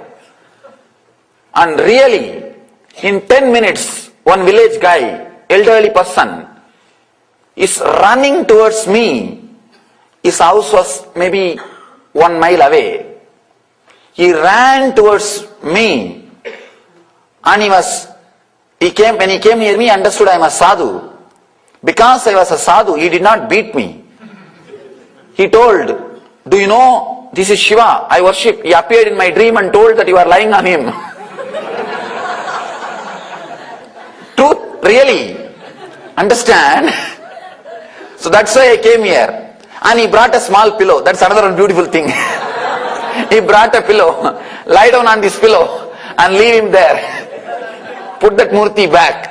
From 1 mile, he was lying down in his home. He says, I had a dream. Shiva told me that one sadhu is lying on me. Take that. And he brought the pillow and told me to put the brick that side. We don't know who all are having connection to what all. Just this deep love for that ordinary brick, which is used for construction, can create a telepathy power in him. Understand? I read an article. American Army is trying to develop telepathy power to use during the war times. They are doing some research and development to use this telepathy, sending message through the mind. Understand? Ordinary villager, just his love for a brick. Of course, I'm afraid to use the word brick again now. He may get a... I don't think he is dead. Only that elderly lady was dead. I don't think he is dead because I never tried to trace him also. Anyhow, just simple love to the ordinary looking brick can create such a deep telepathy connection between him and Mahadeva. Then understand, between him and Shiva, this ordinary brick is acting like a cell phone. You can't imagine the way in which that guy ran towards me and the way in which he was shouting at me. Just because I am a sadhu, he left me. Otherwise, I would have had the puja. The puja from him. Just I want all of you to understand the power of love, the power of simple love. People who cannot experience, understand the space of being in love with the Master cannot understand the truth. That's why I always tell, we are not cult, we are a culture. Understand, there is a big difference between these two. There is a big difference between these two. When you are in deeply love, you will see the uniqueness of the truth, and everything will become alive, reality to you. And you will see every step you take in your life feels ecstatic, feels joyful. I cannot imagine from 1 mile somebody running with a pillow saying that you are sleeping on my God. Understand the strong telepathy connection. Here the sutra which Shiva says, look lovingly at some object. Do not go to another object. Here in the middle of the object, let the blessing happen to you. You see, you do not even have to choose a deity. You can choose anything with which you feel connected. If it is Coca-Cola bottle, okay. But the problem is, with the Coca-Cola bottle you will have only lust, not love. When you see that bottle, you will think only what I can get out of it. Understand? Looking with love and looking with lust are two different things. When you see a beautiful man or woman, when you look, you only look what I can get out of that person. Then it is looking with lust, not with love. Love means what I can add to that person. What way I can be of some help to that person. If you decide or think of adding something, then it's looking with love. The moment you see and you start calculating what I can get out of that person, it is looking with lust. Understand? Looking with love, looking with lust, two different things. Here Mahadeva says, not only two different things, diametrically opposite. Diametrically opposite. Here Mahadeva says, look lovingly at some object.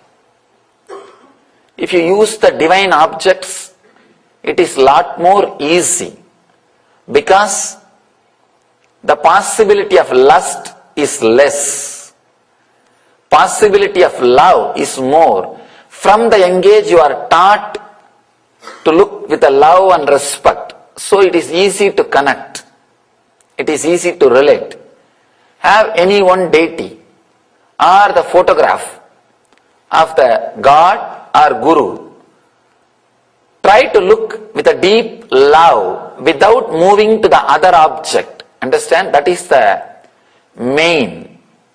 That is the basic thing. Do not move to the other object. The moment you start jumping to the other object, you are tired of this object. The love has disappeared. Understand? As long as love is there, that object is unique, not number. Not number. For example, if you are just a worker, maybe a clerk or a attendant, just a clerk in the office, if you die, nothing will stop. Somebody else will come, replace you, the job will continue, life will continue. You are just an utility, number, figure, that's all. But if somebody is in love with that same clerk, if the clerk dies, that person will never be again the same. Wherever you are just a number, even if you die, that mechanism will not suffer. Wherever you are in love with some object or person or somebody is in love with you, you become unique. Naturally, your death cannot be replaced. That person will miss you. That person's life will never be the same again. Love makes things unique. Love makes things unique. The other day, we were having an energizing ceremony here in the temple. All the Swamis, all of us are sitting and before preparing for the ceremony. One disciple, she asked me, Swamiji, every day you are seeing us, all our mistakes, confusions, are you not bored by us? It was a very honest question. Because they know if sometime I tell them, do some new mistake, I will be entertained. Not the same mistakes. Because even to commit new mistakes, you need intelligence. She was asking that, don't you feel bored? I told, just because of my very love, I feel everybody is unique. Understand? I do not look upon the devotees or disciples as number. It is unique. That is why with so much of patience, I continue to work with everybody. If it is just a number, forget about it. Next person will do the work. Over.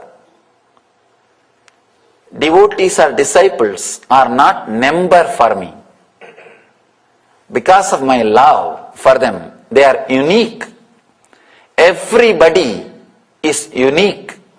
Of course, I never miss anybody. Just because of complete fulfillment. But otherwise, everybody adds something. Everybody is welcomed, is expected, is needed, is wanted, is required to be here. Every individual is unique. Same way, when you are in love with the Master, he is needed, he is unique. When that love is not there, one more Swami, we can go to the other Ananda. What is there? If you just type only Nityananda, at least 200,000 websites are opening. Just Nityananda. If you type Swami Nityananda, I don't know how many million websites will open. And if he is not, then some other Swami, that's all. If you are a number, you can be replaced.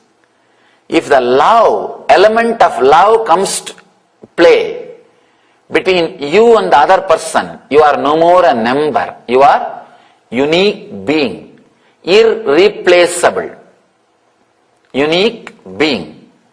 Love adds life even to the person. With love, the person is a spirit, life. Without love, the person is reduced to a thing, utility. Without love, when you look at somebody, a beautiful man or woman, and planning for what I can get out of that person, you are reducing him to a thing, not as a being, as a spirit.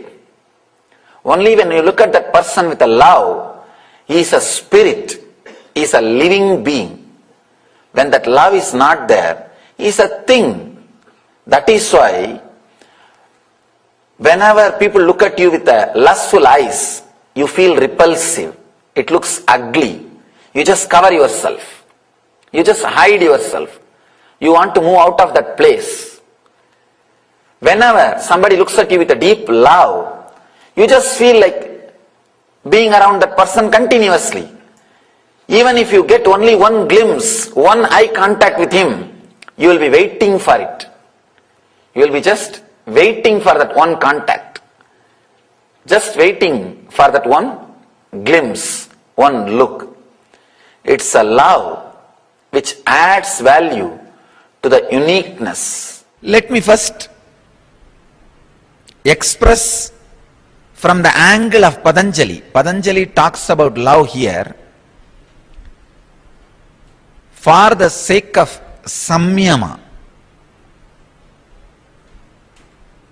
Please understand, he gives us as technique. He says, do samyama on these great qualities and excel in them. Through this, he approves the expression of love. And he instructs all the yogis to excel in love. He makes this as a technique, a powerful expression of the consciousness in you when it penetrates your blocking low mood logic and expresses itself in spite of your logic, it is called love.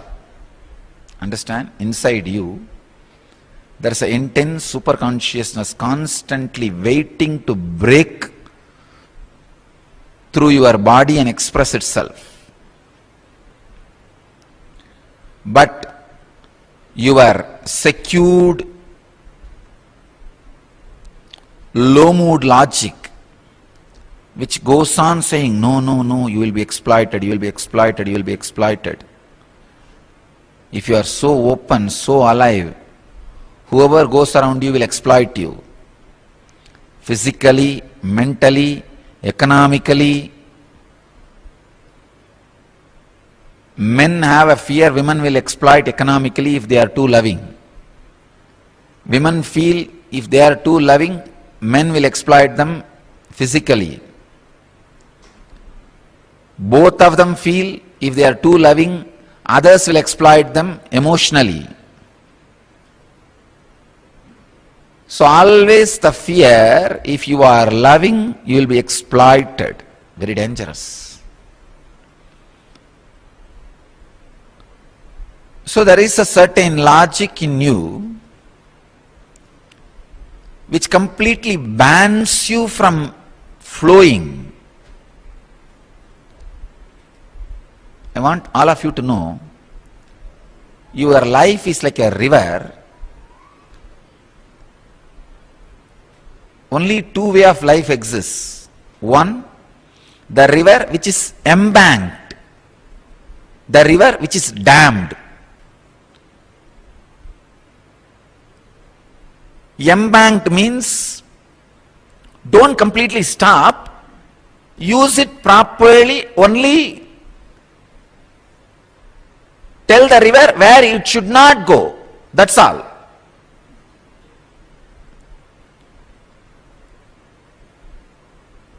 Making the rules minimum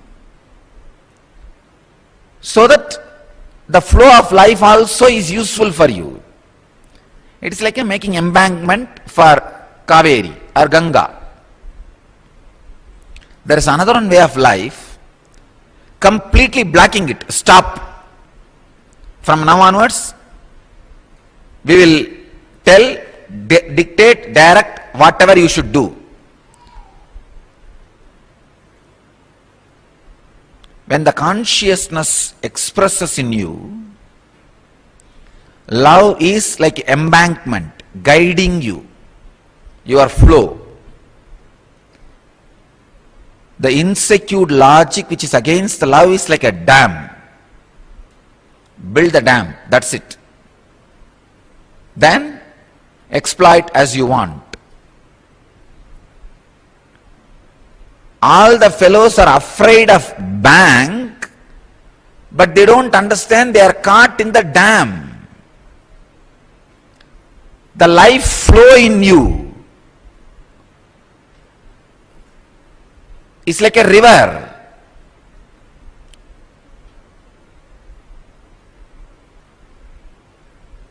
If you are afraid of love, you are afraid of the embankment happening around you. True, embankment also does some restrictions, but the fear of love, the secured logic which denies love, which goes on talking and creating ideas against love in you, is a dam.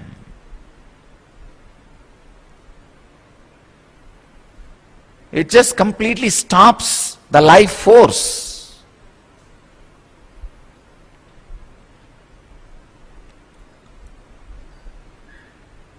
Not just the shining in the eyes, even the shining in the skin changes when you stop the flow of love in you.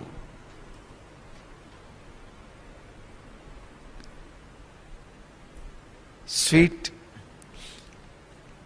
experiences of love constantly reminds you when you open up. I am not talking about only romantic love, which is towards one person. I am talking about the love suddenly opens up in you towards whole and your very self. Rarely you will fall in love with yourself. The yellow journalist who is sitting inside you, constantly writing articles and editorials about you, is damn for love. The fear he creates about love is not protection for you, it is destruction for you. Dam is not a protection for river, it is a destruction for river. Only embankment is a protection for river. Love is embankment. Logic is dam.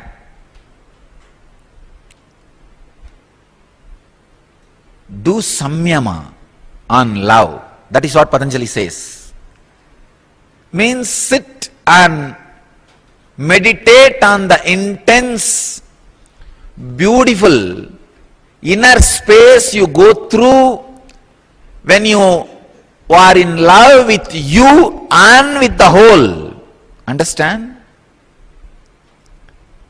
Here, Patanjali is not saying contemplate on the love which was directed towards one person. No. When at some time you just feel so good about being you, being who you are, but it happens very rarely. That's a big problem. If you are feeling deeply good at, wow, I am really worthy. I am really worthy of what I am. I am really worthy of life. I am really worthy of whatever is happening around me. When you are experiencing the love for yourself, suddenly you will experience that love for the whole. You will see then everybody, everything is worthy of what they are. The whole. When the love is experienced towards you by you, you will suddenly experience that towards the whole. So meditate on that love. Surely every one of you would have experienced that kind of moments at least few times in your life. When you feel love towards you and the love towards the whole, everything, you feel like blessing everybody and everything. Do samyama on that inner space. Not just the love directed towards one person. That may have its own investments, vested interests and all that. That is okay, nothing wrong. But that is not supposed to be the ultimate, or Patanjali does not expect you to do samyama on that. Do samyama on the love experience which you had towards you, towards the whole.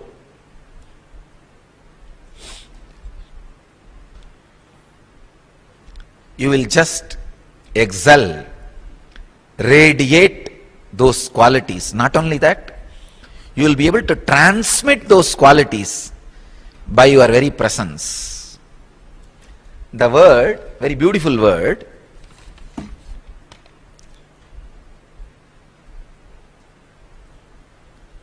balani, maitriyadishu balani, means strength. The strength has a three different definition. One, you will have that quality.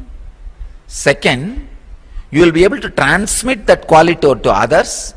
Third, you know how to have that quality as a strength for you. He is not saying doing samyama on love will make you weak. No. I have seen many people claiming their weakness as love. No. Love will be out of strength, and it will make you creative, alive. Balani, Patanjali uses the word strength, friendliness and love. When you contemplate on it, do samyama on it, when it starts expressing, it will be a strength, because you will be in love with you and the whole. Second, you will be able to transmit it. Third, you just know how to use that as a strength, power. Can love also become a meditation? Only love can become meditation. Without the component of love, any technique you do will be dry, dull. You will not be able to continue more than few days. I have seen people doing this technique, that technique, but not more than few days. Only with a deep love, even a technique become meditation. Please understand, technique is not meditation. Technique becomes meditation when the love is added. When the love is added, anything you do is meditation. When you are floating in love, you are in meditation. Real meditation will awaken love in you. The real love will awaken meditation in you. There are two different names. When your soul, with its pure energy, flows through your senses to the outer world, it can be called as love. The same energy, when it flows inward, it can be called as meditation. Whether it is love or meditation, from same source, same energy, same purity. Love should become meditation, meditation should become love. Please understand, from my own experience I can say, the time I spent with Arunagiri Yogeshwara in the physical form, maybe, I don't know, around 9 months, from summer vacation to the end of the year, around April, March, April, that time to end of the year. In India, April is the time the summer vacation starts usually, the end of the year, around 9 months I can say. The time I spent with him physically, having his darshan, being around him, I can say, still I remember very clearly the experience of love in me. That was the first and I can say in a way last experience. I experienced love in such a beautiful way towards a person, towards a being. Then it became a different experience, kind of a radiating and connecting with the whole world.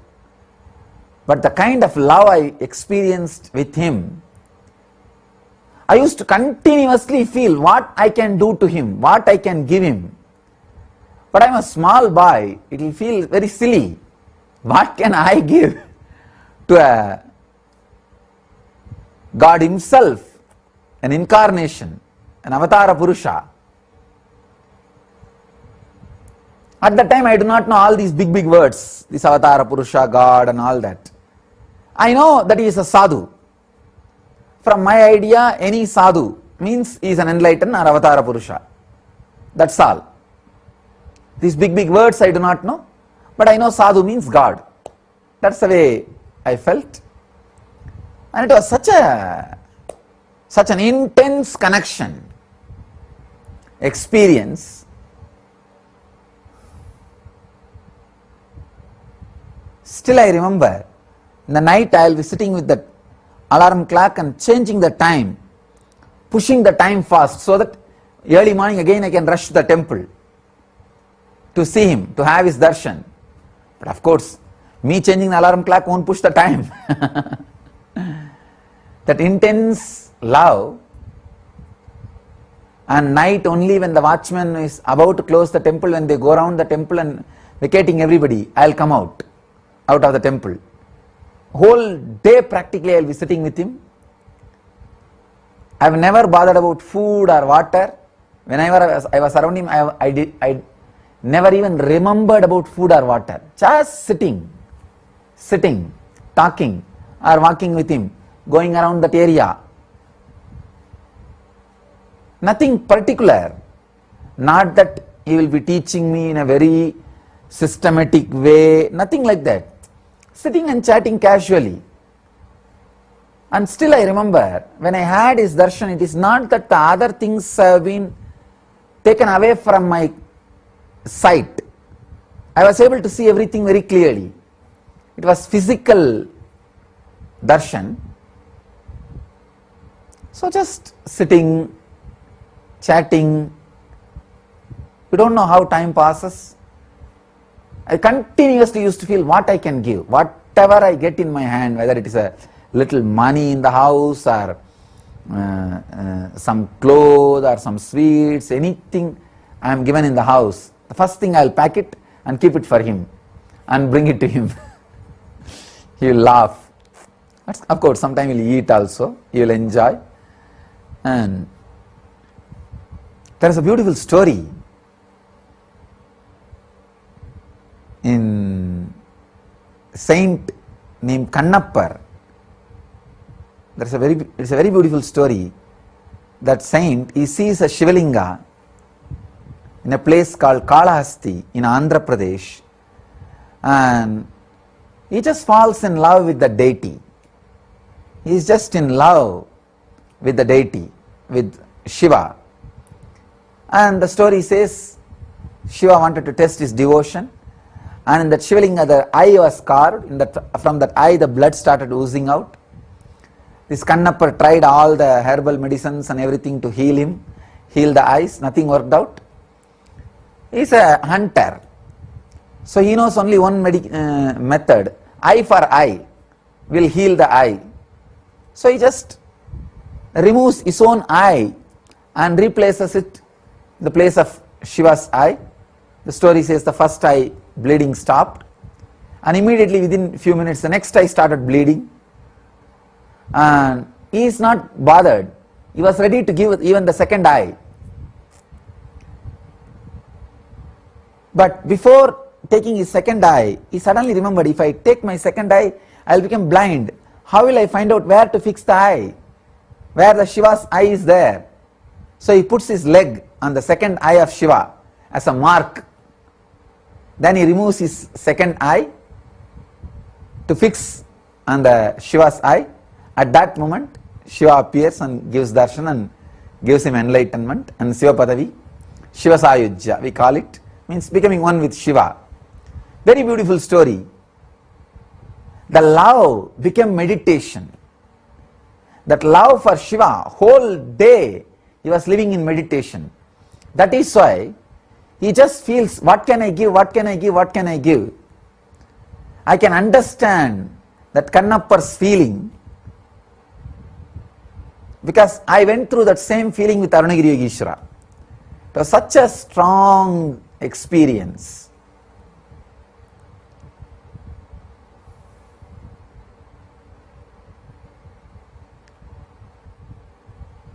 The deep love simply becomes meditation, and real meditation just becomes love in you. Love, energy, meditation, compassion, all these are same ingredient with different names.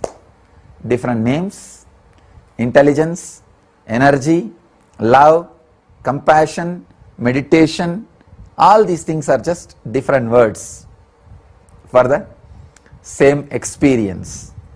Try to go and sit in front of any one deity which you really love, or any other object which you really feel loving. Sit in front of it. Look very deeply, lovingly, just became look. Let your consciousness be completely centered on your eyes.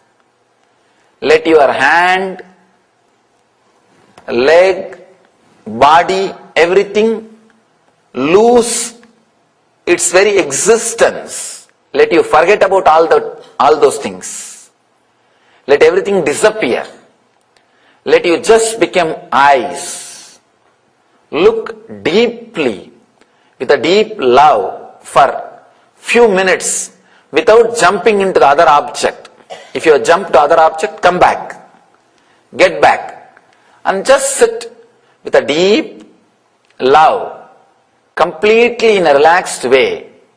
You will see a very deep silence, very deep bliss, very deep blessing starts coming out of your system. You need to understand one more thing. All techniques can lead only to peace. When the peace settles inside your system, bliss will explode. Do not expect the bliss which is being expressed or shown in my body language. Meditation will lead you only to peace. And when the peace settles inside your system, when your nerves are cleaned, when your nervous system is cleaned by the peace, the settling peace, the bliss will explode. You will start expressing the bliss which is expressed in the master's body language. Try this meditation technique with any one deity, with a deep love and silence. Let the blessing happen to you. Let the blessing happen to everyone.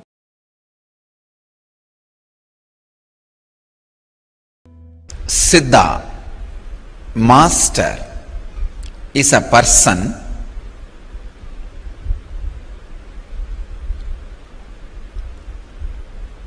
who doesn't have perishable identity because of it has eternal identity.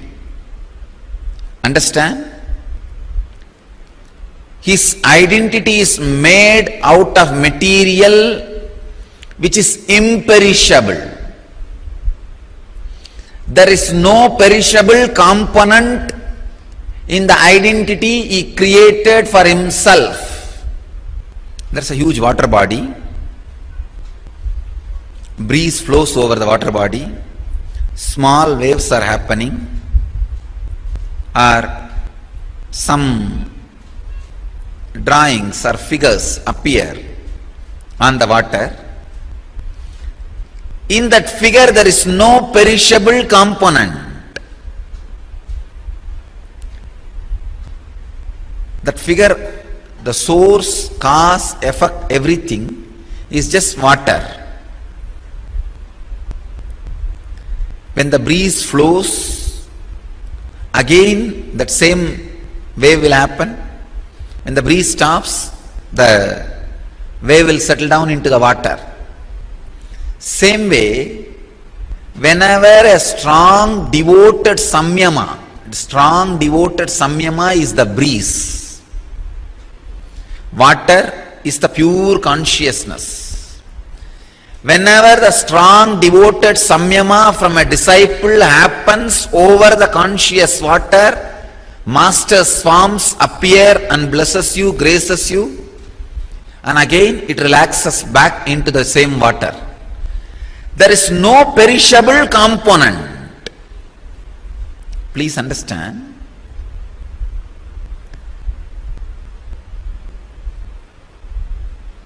There is no perishable component in the system. Because there is no perishable component, it is eternal identity. Siddha is a being whose all 7 sariras does not have any perishable component. Means any engram is perishable component. When all the engrams have disappeared, that body has become such a pure liquid, it creates different shapes, shades, waves, visuals based on the breeze flowing over it. The lake has no interest to take some shape.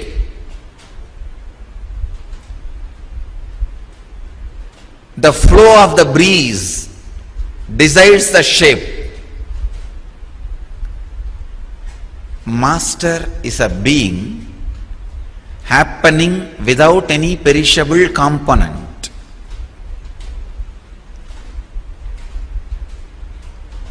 He is just a beautiful rhythmic play.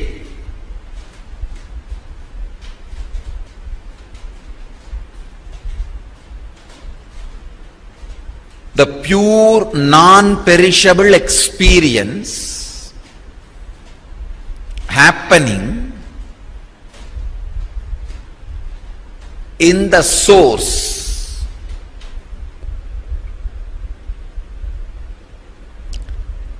That is the reason any Siddha happened in the planet Earth is available forever for anybody to connect with or have the benefit of his presence and energy. Understand? Any Siddha, any master happened in the planet Earth is available eternally for anybody to relate or connect with, experience his presence, knowledge or initiation. The word mystic and word enlightened master, avatar, there is no much difference. It is just reference, different reference. Please understand? There is a big difference between difference and reference. Here, the word enlightened master, avatar, Bhagavan, mystic, God, Atma, Paramatma, all this, between all these words, there is no difference, but they are all different references. Mystic is the word usually used for creators. Please understand. Person who uses energies which are beyond five senses and creates is a mystic. For example, materialization.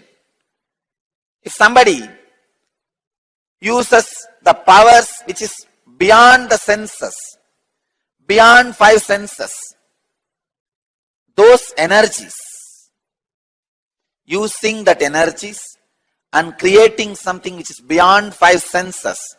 For example, when I materialize a diamond or certain object, there is no normal human power is used. The powers known to the five senses are not used. The powers which is beyond five senses are used. Anybody who uses the powers beyond five senses and creates something is a mystic. Don't mistake. Person who creates is a mystic.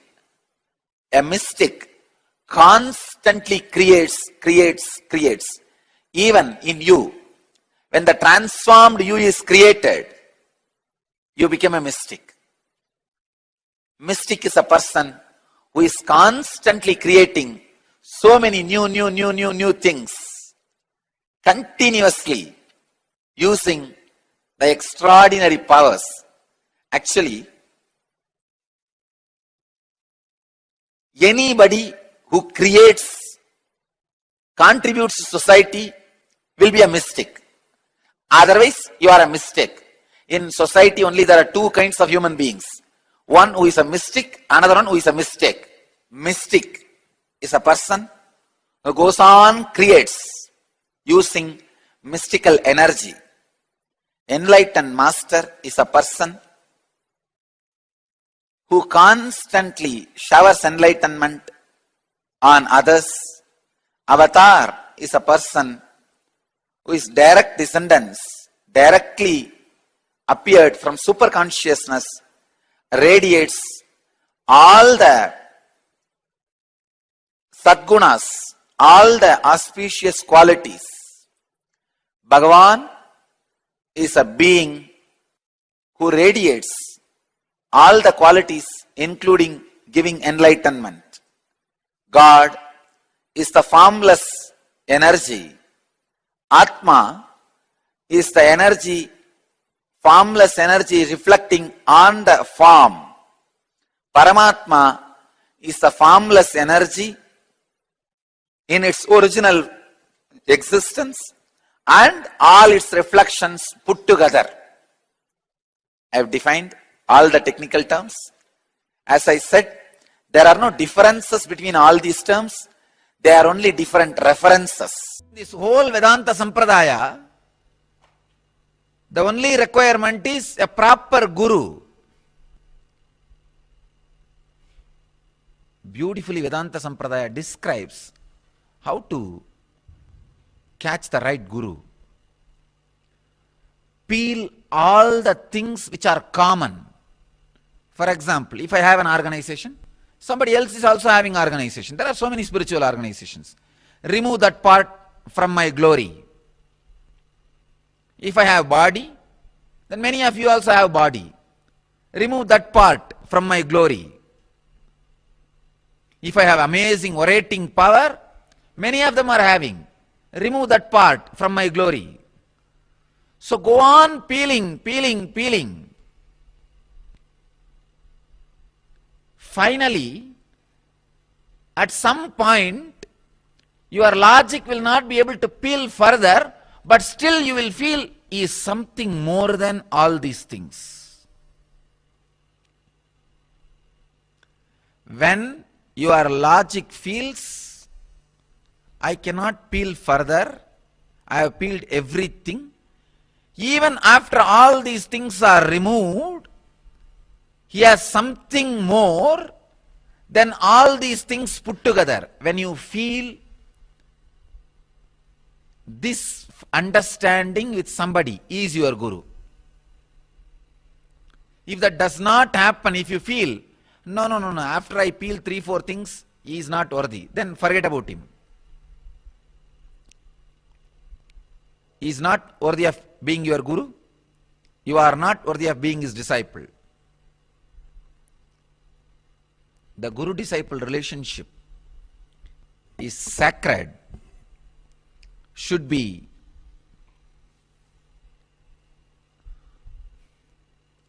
started after thorough study and research and should never be ended. Should be started after thorough research and should never be ended. I tell you, ending the guru-disciple relationship in your life is a worst crime you will do to yourself, worst punishment you are imposing upon yourself, worst conspiracy against yourself. One more thing I want to tell you, change of guru is perfectly all right, nothing wrong. For example, you go to one guru, after some time you grow out of him or you get more matured, you feel connected to some other guru, that is perfect, nothing wrong. At some point if you feel you have grown out of me, please carry on with your life. If you are feeling connected to somebody, great. But dropping from the guru and not having some other guru is the crime. It means you did not drop from this earlier guru because you are advancing. You dropped because you have fallen. Somebody asks Bhagavan to Nisargadatta Maharaj, Bhagavan, you say enlightened beings do not have karma, then how are you moving your body? You cannot even move your body without having karma. Understand? You need to have some karma, only then you can even move your hand or you can talk. He is asking Bhagavan, you say enlightened beings do not have karma, but how you are talking? How you are working? He said, I am not doing anything. The disciple says, no, you are not understanding my question. How you are talking to me, even that is a work. How you are talking to me if there is no karma? Bhagavan says, I am not misunderstanding, you are misunderstanding. I am telling you, I am not talking to you. Very difficult to talk to these guys. I understand many times what my disciples go through.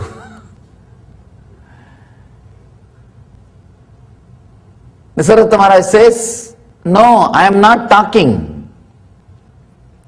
Disciple was really confused because he is talking and he is saying, I am not talking. And another one big problem, we have to believe they are talking the truth. We can't say, why are you lying? No. That is another one difficulty.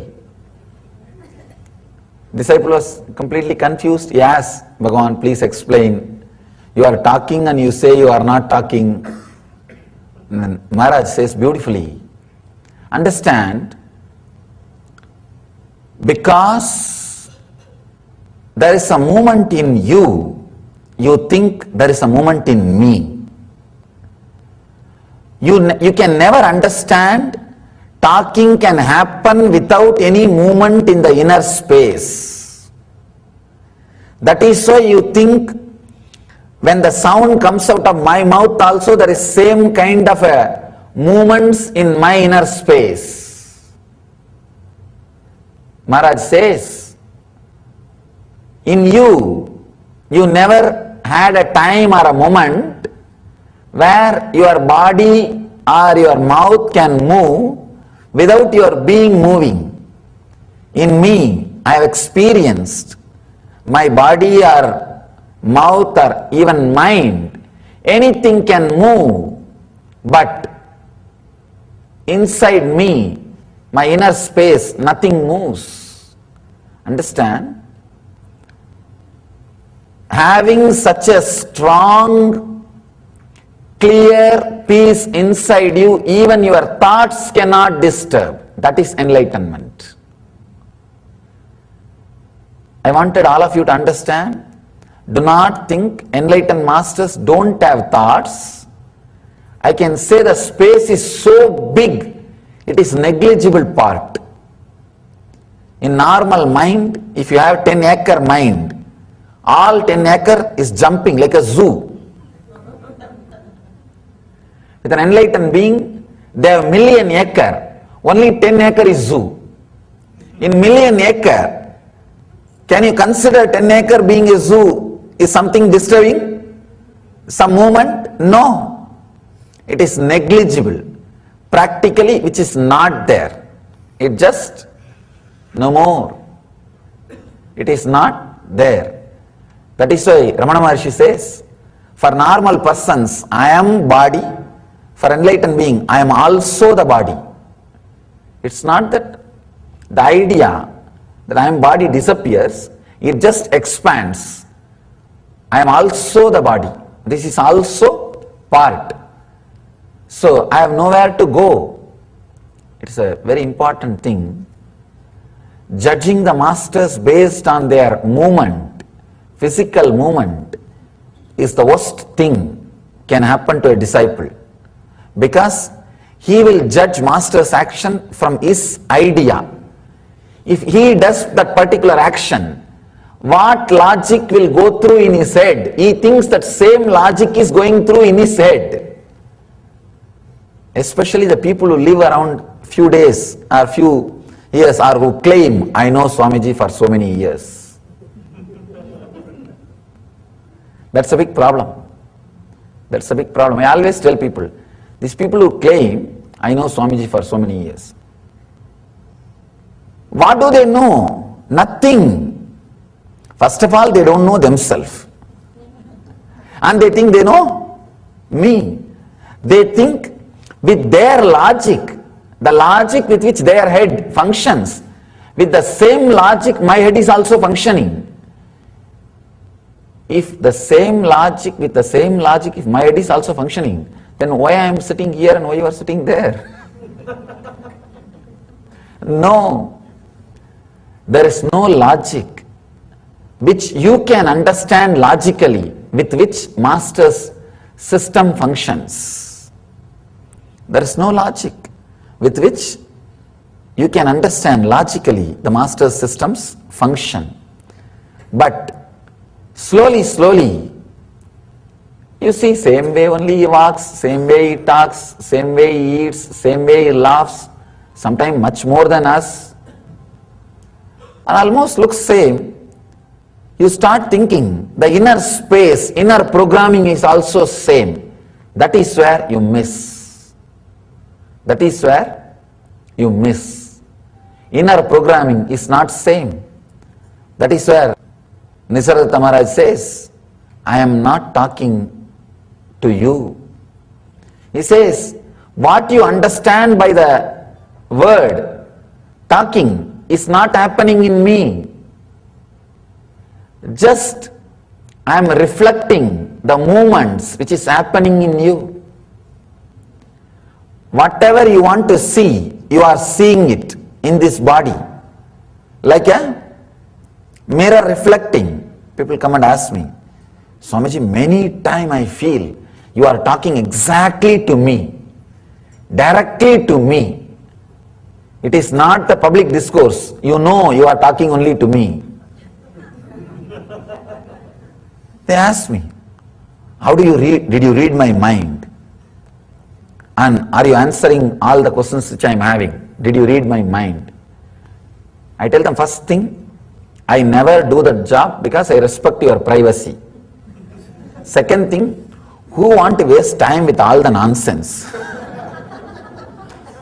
which goes on in their head?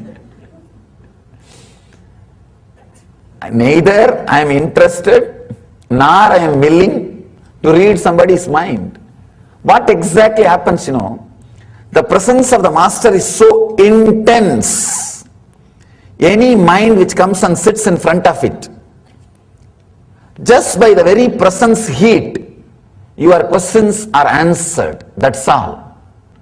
Whatever questions you carry, just answer comes out without even me logically reading and answering. Many times I ask people to talk so that they will understand what their problem is, not for me to solve. Because the master's mind, enlightened mind, does not work with the logic with which your mind is working. If you think the enlightened master's logic work in the same way your mind is working, you miss the whole truth. You miss even the master. You will not be able to understand the truth. You will not be able to raise yourself to his level. You will bring him to your level. Living around the master, catching the master, missing the master, abusing the master. 3 different dimensions. Just this basic 2-3 truths. 1,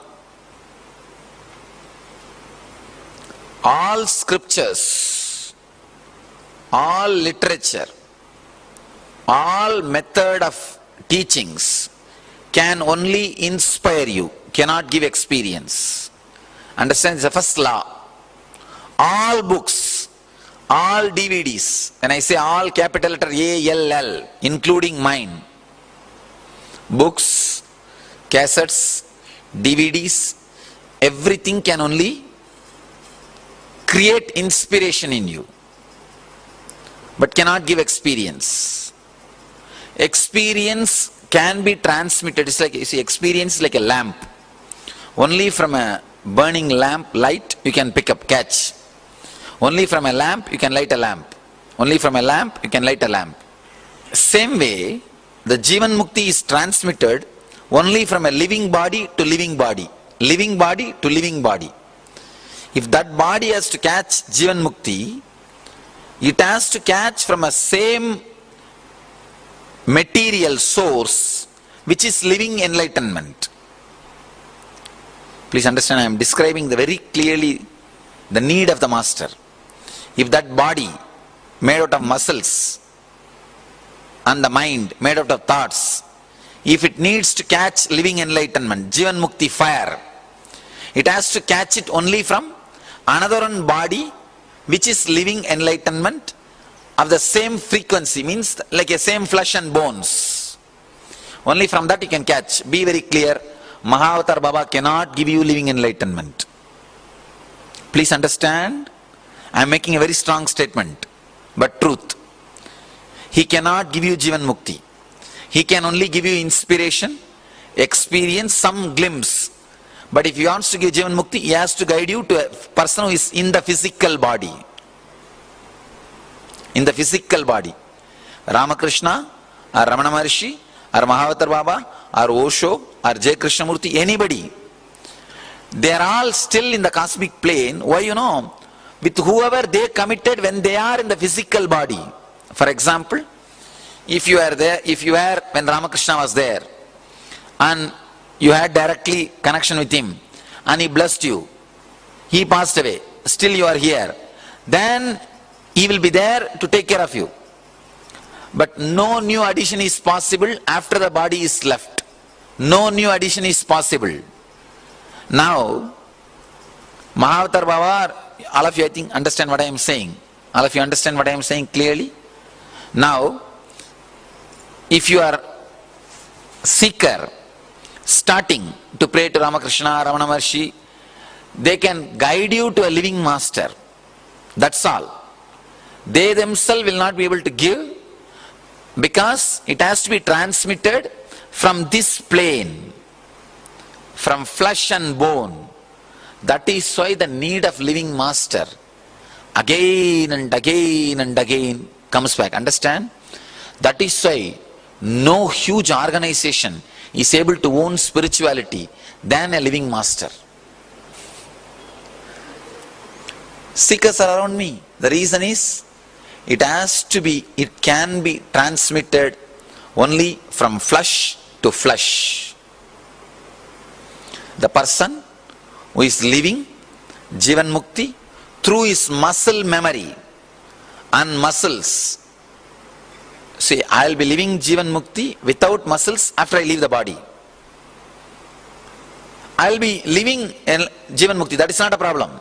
But because there is no muscles, I will not be able to transmit it to the person who is with muscles. If I initiate you now and give you the assurance, only then I can handle you even if I leave the body. So if you had assurance from Ramakrishna, Ramana Maharshi, or Osho, somebody, when they are in the flesh, then you don't need to go to new master. It may not be needed. But even then usually they guide to a living master, because living around the master is not only living enlightenment, it's a joy. It's an ecstasy. It's a way of life. For that reason they guide. Understand thoroughly. Otherwise, if you have not had connection with them physically when they were in the body, even they can't do anything. Mahavatar Baba will not be able to give you enlightenment or the spiritual experience. He can only guide you. That is the reason why still that living master's necessary is not replaced at all. It's not replaced. Still, the necessity for living master is there when the whole thing started by Shiva millions of years ago. The only thing which is not yet outdated, which can never be outdated, is necessity of a living master. See, the only difference between you and me is not enlightenment, because you also carry that, I also carry that. In our 7 layers, see, you are having 7 body, I have 7 body. The last 2 body, the cosmic layer and the nirvanic layer, the last 2 layers, are one and the same for you and me, even now. Please understand. Even now, the cosmic layer and nirvanic layer is same for you and same for me. There is no difference in that. But this physical, these layers, these 5 layers, that is where the difference starts. So all you need is not enlightenment, but the body language of enlightenment. Please understand. I think all of you catch what I am saying. See, this first two layer, this nirvanic body and cosmic body. In this,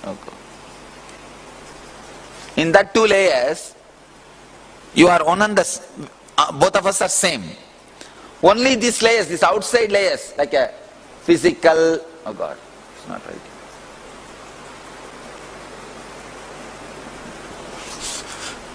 Only these outside layers, like a physical, mental, and physical, pranic, mental, subtle, these outside layers, only there we differ. It means what? You don't need enlightenment, you need enlightened body language. You understand what I am saying? You already have enlightenment, you don't need it. See, the inside, the pure consciousness is there. You can't create that. But the walls, the layers, they all are like a, what to say, covering the original light inside. So now those layers should become like a glass house. Instead of wall, it should become glass. See, in me, so consciousness is same. I have 7 layer glasses around me. You have 7 layer walls around you, that's all. Because of that walls, that light is not radiating. Because I have a 7 layer glass, it is not only radiating, it's just shining. So all we need to do, change your walls into glass. So all you need is enlightened body language, not enlightenment itself. Understand, I am breaking one of the important part. You don't need enlightenment. You need enlightened body language. I don't know whether you are understanding the key difference, the key shift. All you need is see how an enlightened master lives and live the same way. That's all. See how an enlightened, that's why the Bhagavata says, Leela Dhyana is the ultimate than any Nirvikalpa Dhyana. If you need enlightenment, you need to unclutch and be in Nirvikalpa state. But you don't need enlightenment. You actually need an enlightened body language.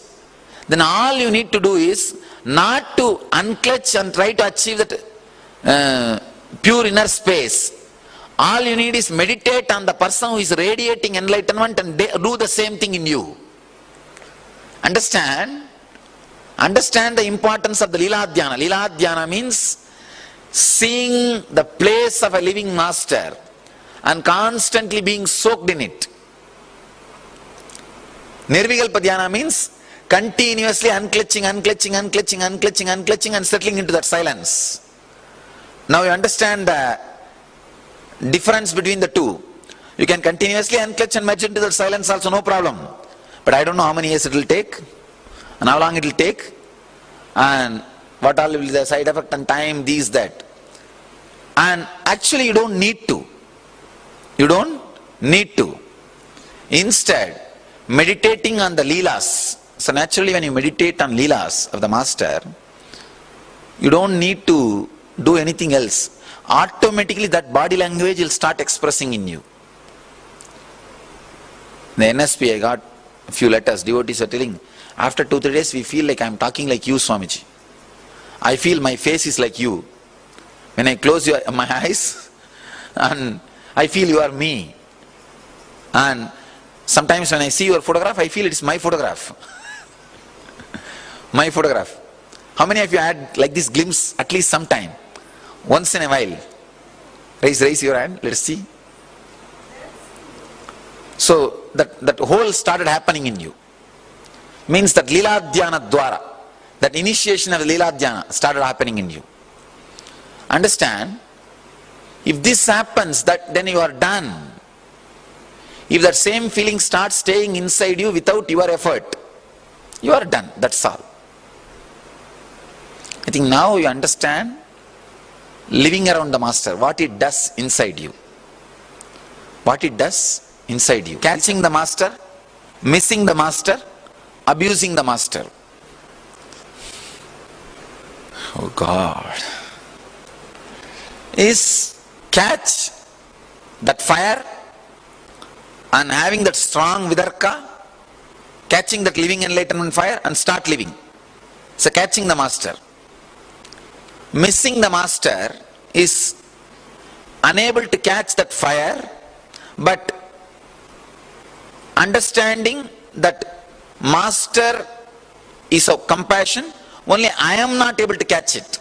He is missing the master. Abusing the master is no, he is not giving. Understand? The three major thing. See, catching the master means you understand. Straight away relating, having vidarka, experiencing, catching the fire and start living it. Living enlightenment, Jivan Mukti. This is catching the master. Missing the master means understanding that you are responsible and you have to catch it. Trying to alter inside you is missing the master. Abusing the master means trying to alter the master. Trying to correct the master. Understand? Trying to judge him. See, first thing, if you catch the master, that is the ultimate best. Even if you miss the master, don't worry, you will come back again. But never ever do that abusing the master. Gone, once for all. Understand? It's like in Cinefield, if you produce a movie and did not pay the artists, they will complain and your file will be closed. You will not be able to do any movies further. Any movie you try to do, this file will be there. No artist will come to act in your movie. Same way, if you abuse the master once, please understand, I am not threatening you or anything. Consciously it gets recorded into your system. To anybody your file goes, they will say wait. Living with the master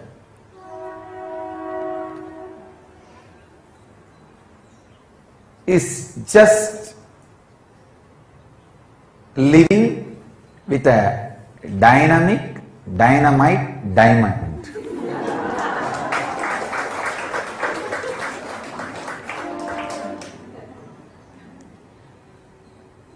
When a dynamic diamond is made to work on any stone,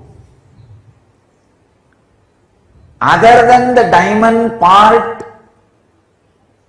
in the stone will be completely removed.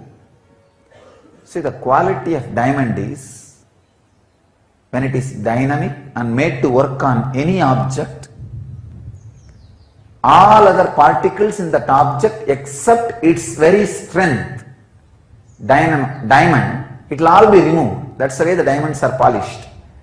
Only the diamonds are used to polish the diamond. It's like any stone has some component of diamond in it and some component of ordinary carbon in it. When the moving dynamic diamond is made to work on that object, all other particles except the diamond component, carbon or anything, is burnt away. Same way, when you live with the master, everything other than the master component in you, everything other than the cosmos in you, everything other than the enlightenment in you is burnt away.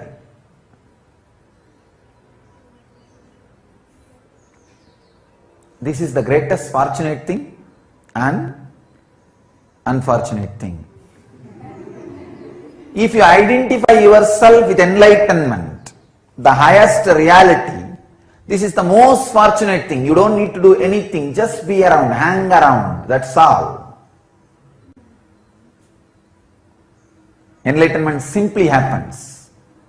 But if you identify yourself with the perishing components, the carbon component or the non-diamond component, this is the most torturous suffering.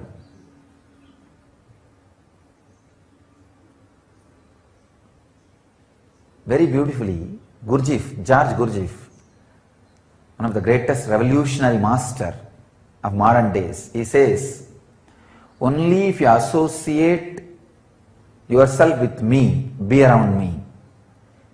If you think you are separate, I am separate, then this is not the place for you. Because constantly you will feel threatened by me.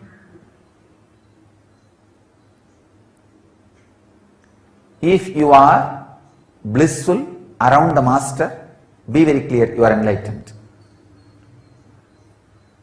That's a very beautiful Nityananda Zen koan written by Bhaktananda. No. Every day when he was in prison with me, he will write something and show me. If you are living with the master and still he is not driving you crazy,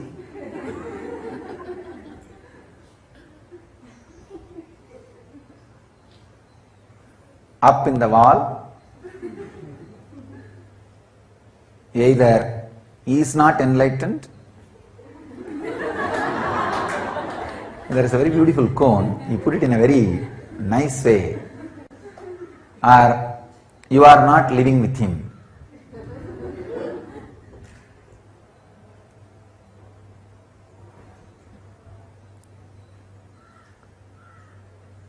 As long as you think you are a separate entity other than your higher reality, he will be driving you crazy. Constantly shaking the very roots on which you build your foundation. But fortunately, if you identify with him, with your higher reality, this is the most fortunate thing can happen in the planet Earth, because without any effort, the ultimate will just happen in you. The ultimate will just happen in you without any effort. Nothing needs to be done, just hanging around. But you will see his simple movements, his simple words, his just look will be shaking the very foundation on which you are building you, or the false you. Anything you do, he will be constantly on his job. How he will create situations, how he will create people, how he will create happenings around you, you do not know. You can't imagine. Just the person who is walking next to you will exactly hit you where you are holding you. Don't think he is hitting you, I am hitting you. When you are around the master,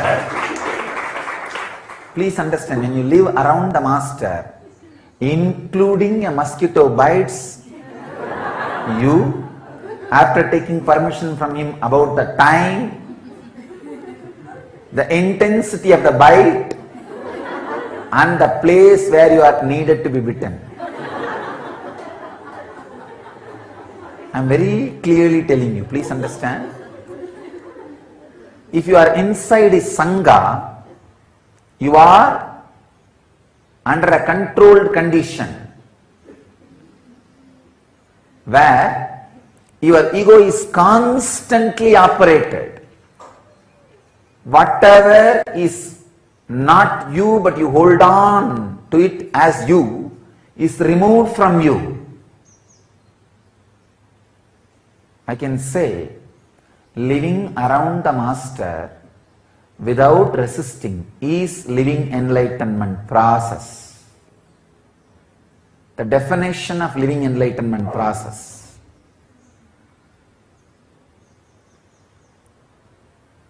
All you need is whatever you think as your intellect, your efficiency, your energy, just cooperate with that, that's all. If he asks you to sit and unclench, how much you can, just do that, nothing more.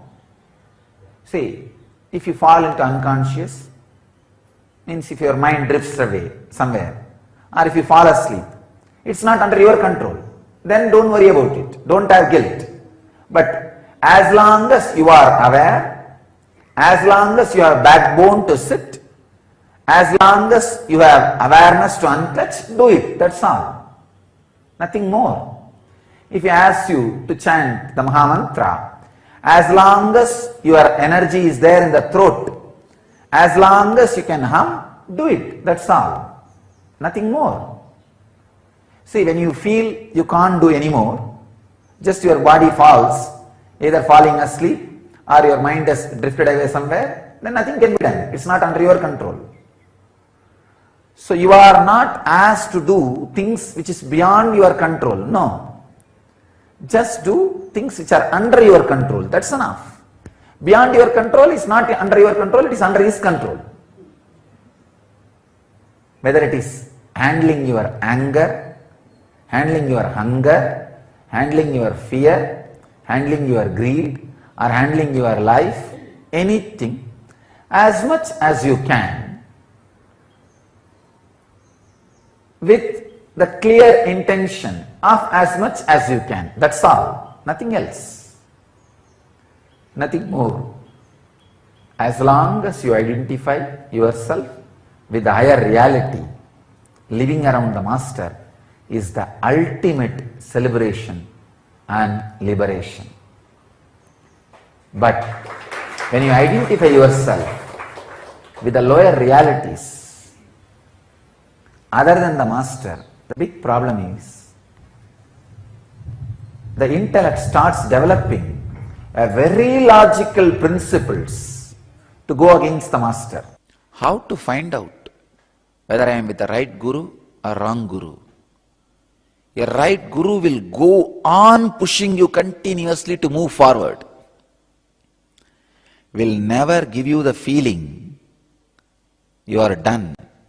I tell you, the real peace is the explosion of the mind which asks for peace into peace. The real peace is the explosion of the mind which asks for peace into peace. Now that is where the real peace happens. Understand? What you think as real peace is the tamasic tiredness, chronic fatigue.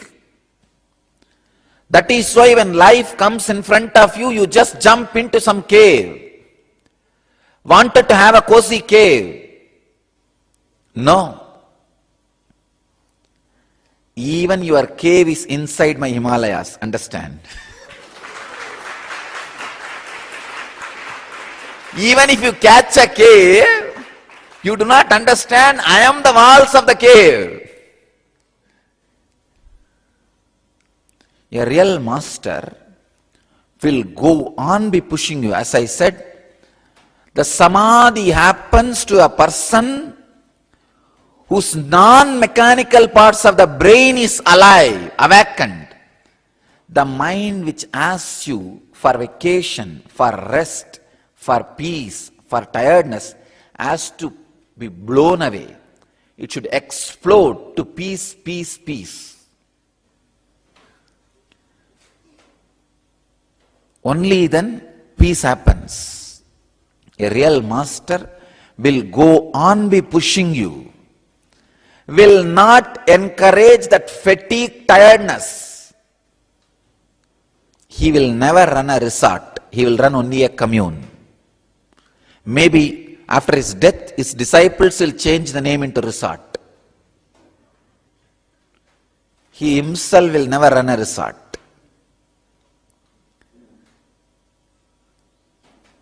Person who asks for the peace of the resort, out of fatigue, tiredness, wanted rest, will never be allowed in the presence of a living Master. The mind which asks once in a while, I think I need rest. I think I need a break. Yes, you need. Not from the situation. You need break in the root. You need to be broken. The mind which asks for the break need to be broken. That is the break it needs. A real master is a person goes on pushing you. Ability to receive the suffering as prasadam, poison as nectar, what you think as poison, not the real poison, what you think as poison, the ability to receive what you think as poison and stand with it.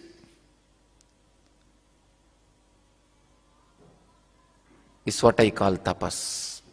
To surrender to a living master fully is almost impossible for me. What is the best way to attain enlightenment for a seeker who cannot surrender completely? It's a wonderful question. It's like you are asking, achieving enlightenment is almost impossible for me. What is the way you give for me to achieve enlightenment?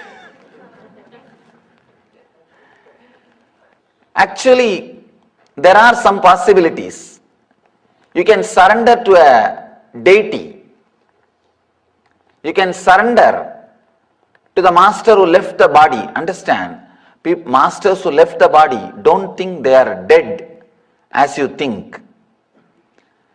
The dead masters are not dead as you think. Living masters are not alive as you think. Dead masters are not dead as you think. They are still available. Their presence does not have body. You can still connect with them. The only problem is takes lot of time. Takes lot of time. I always tell people, directly sitting in front of you, clearly in English I am making statement which you can understand. With this itself you are not able to catch the thread and catch the message. Somebody is sitting somewhere in some consciousness, some space.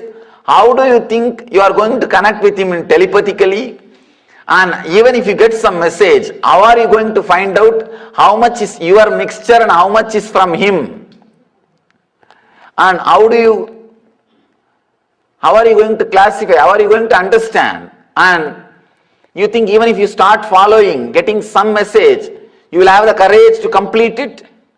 In between, if there is some problem, what you will think? Who knows, maybe my own imagination. Who knows from where message came?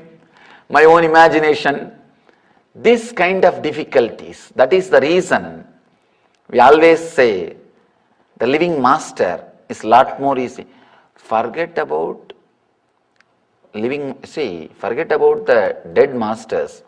Even with the living master, in few days, you will, if you try to remember my words, it will not be exactly as I uttered. It will be as you wanted. So even with the living master, again and again you need to correct your notes. You need to update your notes. You need to clear your notes. You need to update your understanding. Even with the living master, it becomes such a big task. So what? With the masters who left the body, it becomes too difficult. Of course, that is at least second choice. Living master is the first choice. The second choice is masters who left the body, trying to connect with them. And the third choice, some deity whom you don't even know whether they existed or not. That is the third choice. Of course, last choice, try to connect or surrender to anything, even to a hill or a river or ocean or a small stone. The very surrender will raise you to the deeper and higher frequencies. When you say Nama, let the I and mind be relaxed. Let the I and mind be surrendered. That itself will raise you to the higher states of consciousness, higher frequencies. But whatever is said and done, it will all take its own time, and only second or third choices. With living masters, straight away he will work.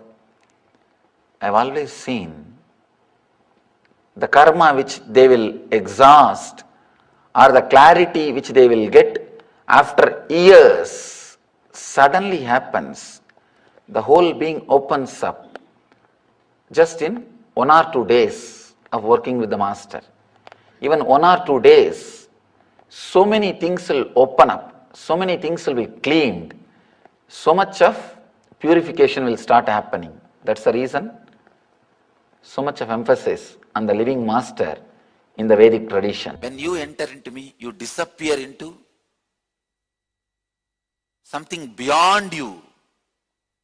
That's what we call black hole. Black hole means all these planets, everything disappearing into something which is beyond your comprehension, beyond your understanding. So when you disappear into something which is beyond your comprehension, that is black hole. I made another one statement. When I enter into you, it is Big Bang. Means, what is Big Bang? Whatever you see appearing from something which you can't understand is Big Bang. Understand?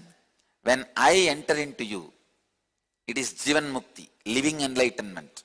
When you enter into me, it is Videha Mukti, enlightenment beyond body. So Big Bang means what? Initiation. I'm me entering into you, you experiencing new you. At some day, suddenly you will feel even the trace of your old identity is not there in you. 2 questions I'll answer.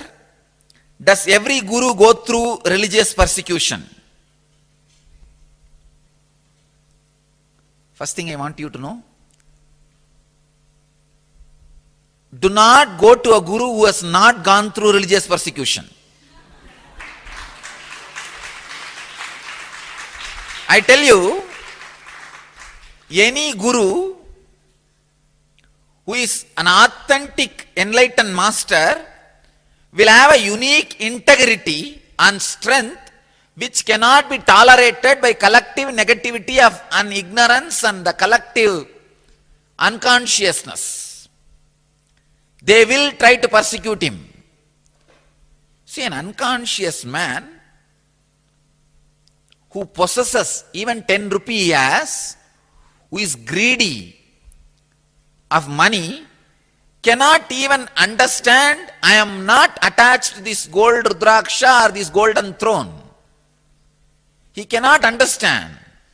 See, when a man comes out and does so much good, the collective negativity cannot tolerate. It will persecute.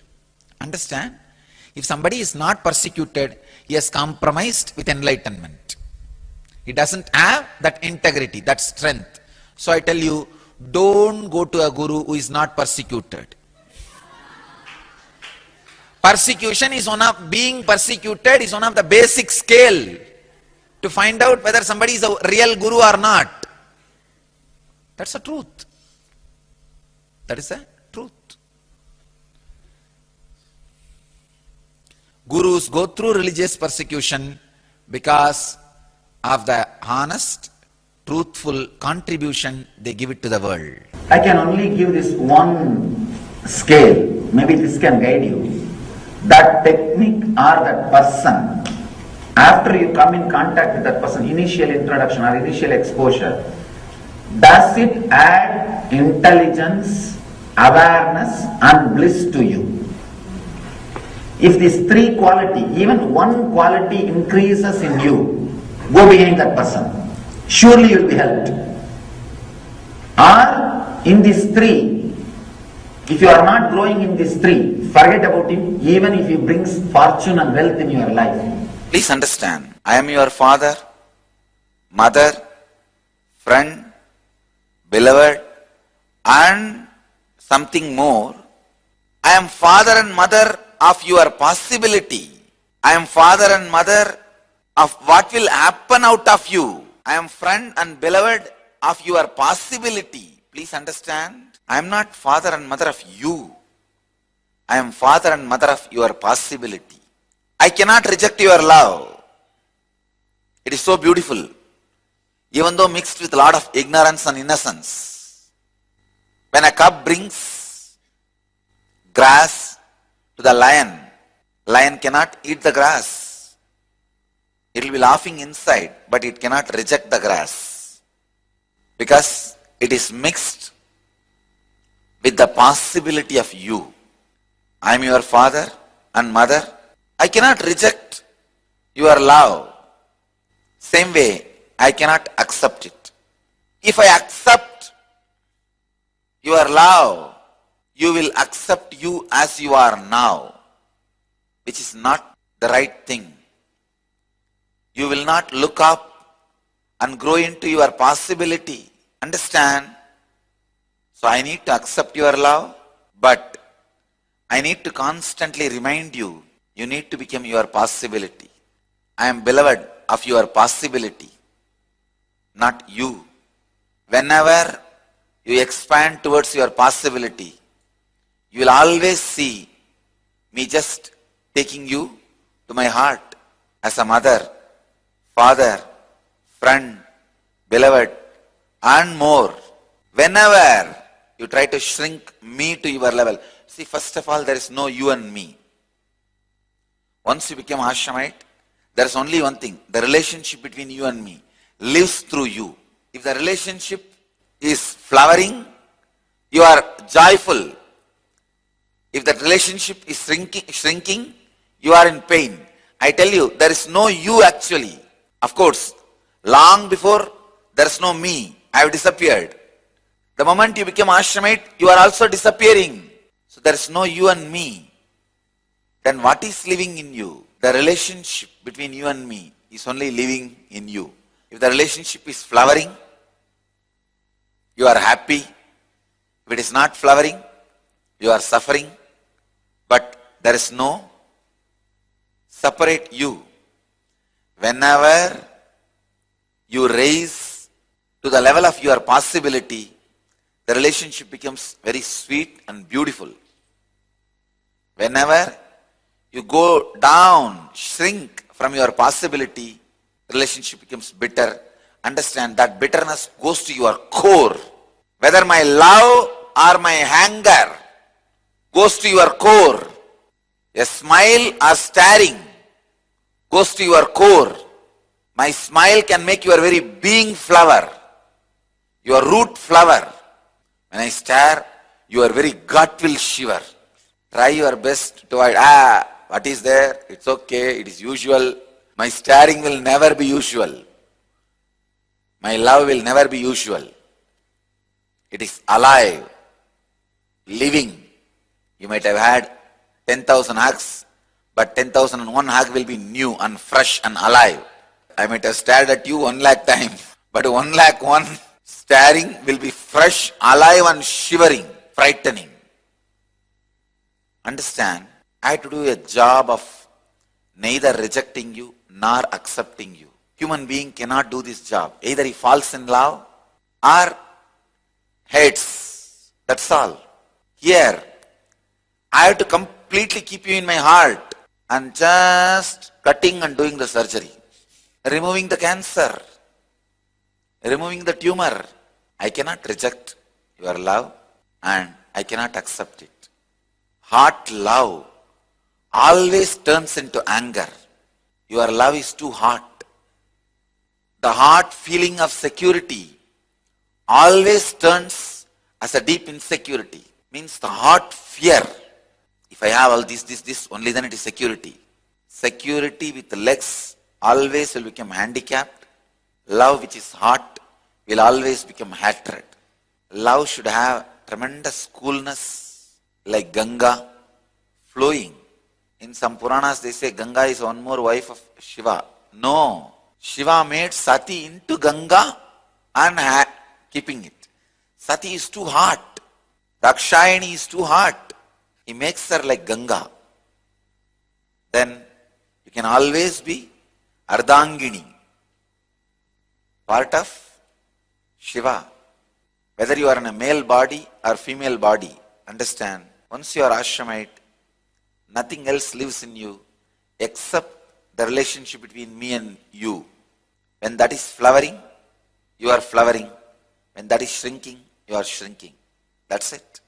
Because you don't have any other source. Not only you don't have any other source to enlighten you or entrain you, in the ashram you don't even have any other source to entertain you. Yes, Anam. Yes, welcome back. And There's a wonderful revelations by the Supreme Pontiff of Hinduism. First of all, on simple love, and also what and who is Guru in your life. So beautiful, beautiful revelations from the Supreme Pontiff of Hinduism. And also Swamiji revealed why Guru is actually necessary. Swamiji talked about yes, even those masters who have left the body, they are inspiration. Even the books, they are inspiration. Swamiji talked about his own books, that his own books are actually the inspiration, but it is only the living master who is in the body. He only can give you the experience of the ultimate.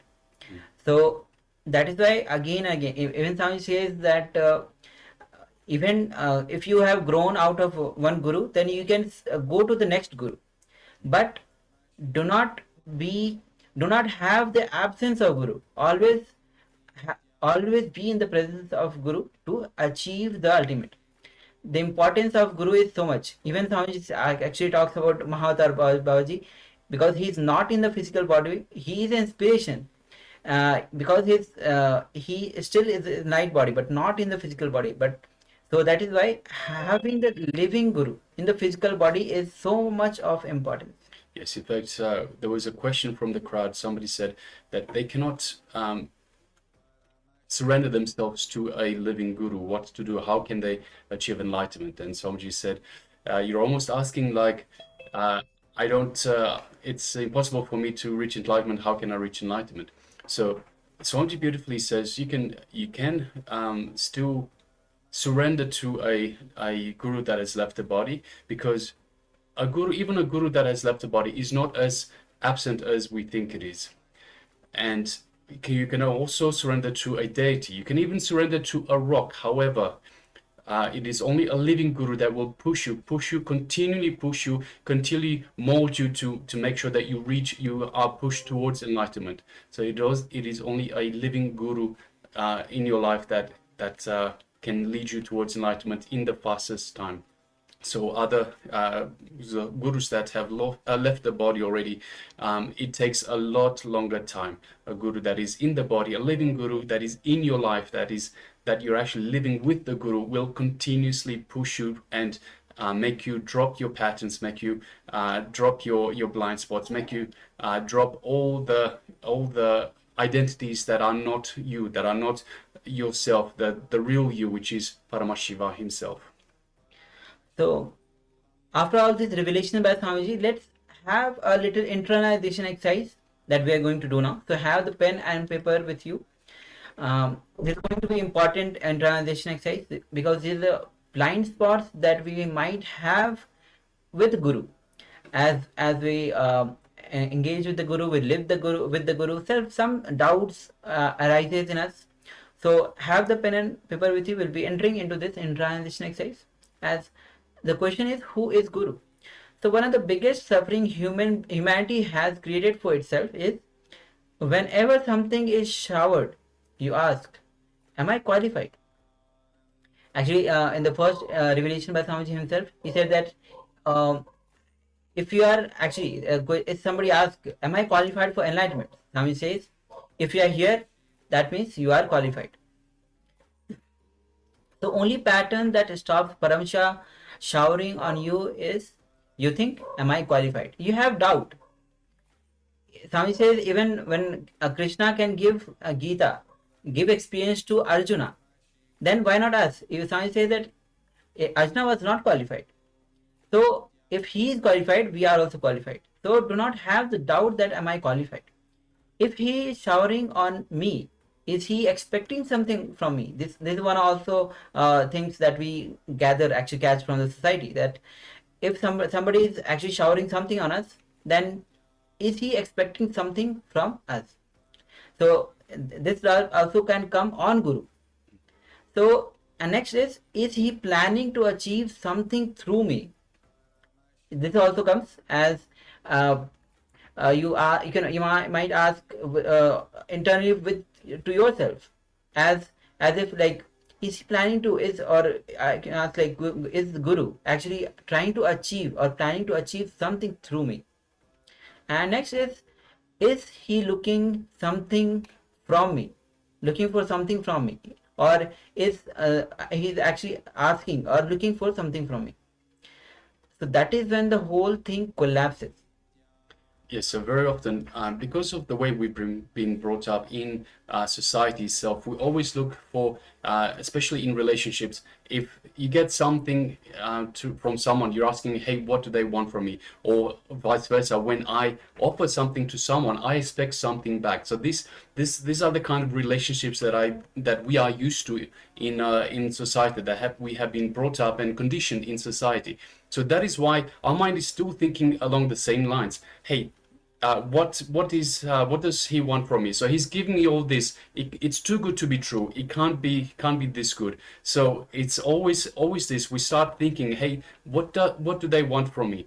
And also, yes, am I qualified? Am I qualified for him to give me this information? What does he want from me? What is he looking to achieve through me? So these are the blind spots that we have in relation to a guru, in relation to our relationship to the guru. So let's have the notebook, pen, paper.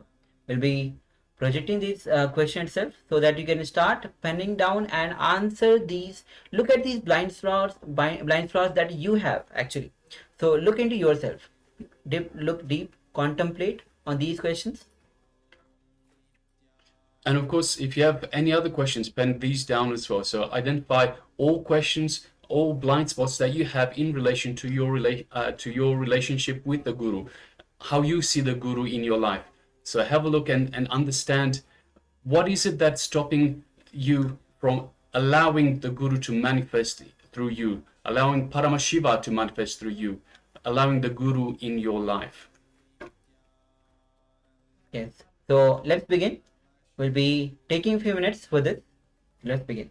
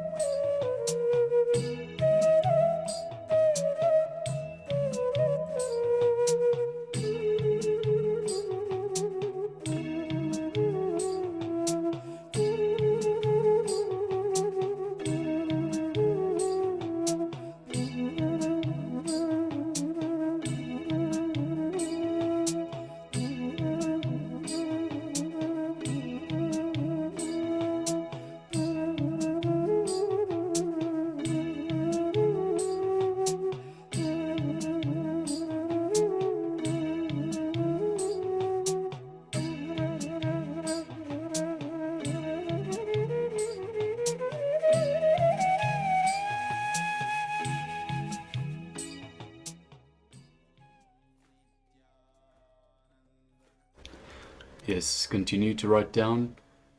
Look inside and identify all the blind spots you have in relation to the Guru. All the questions. Am I qualified? If he is showering on me, is he expecting something from me? Is he planning to achieve something through me? Is he looking for something through me? Or any other questions that you have in terms of your relationship with the Master, with the Guru. Please continue.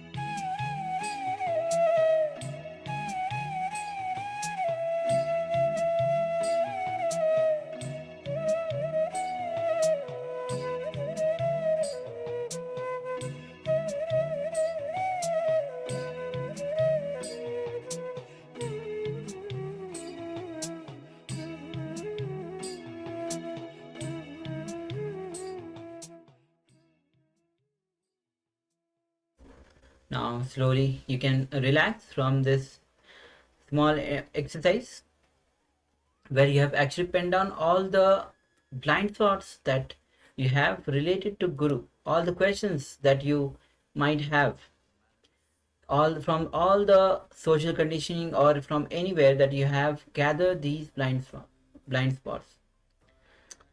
It is important to understand, so these blind spots, these are things that are in the way of you having the best relationship with the Guru. So all these questions, all these blind spots that you have in the way, you have to drop these.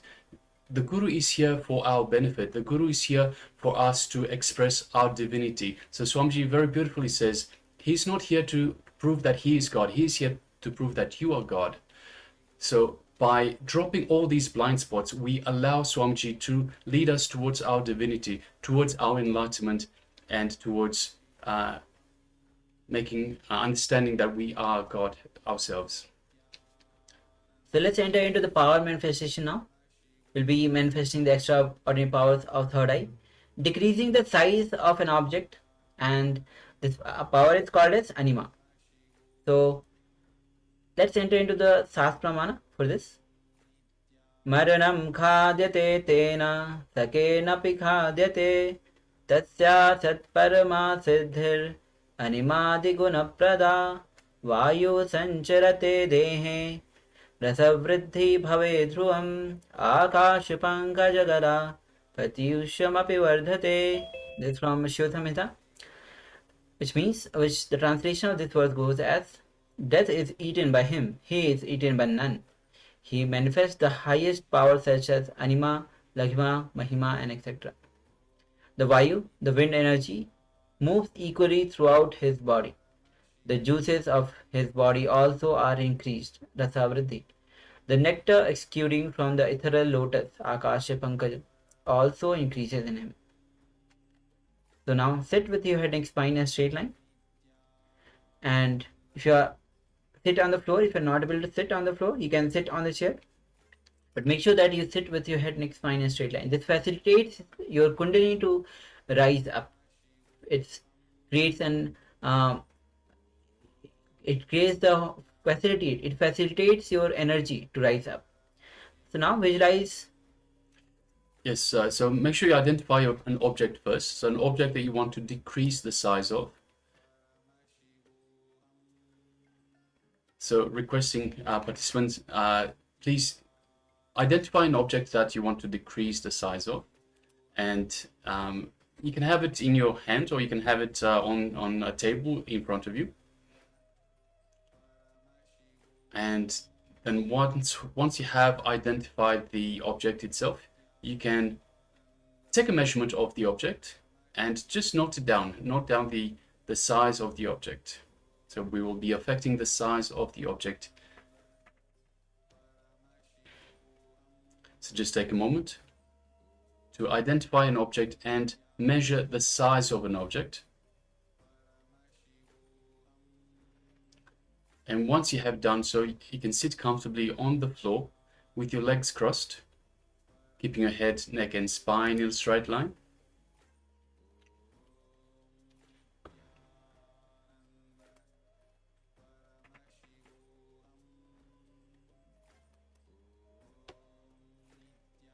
Now let us connect to the Supreme Pontiff of Hinduism.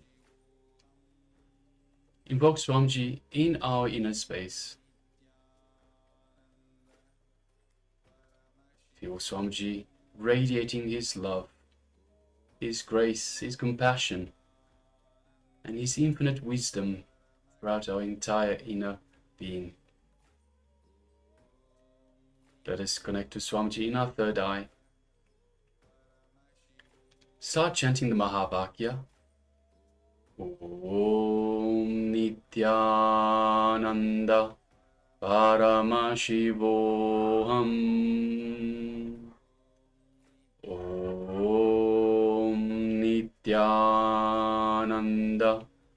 Paramashivoham.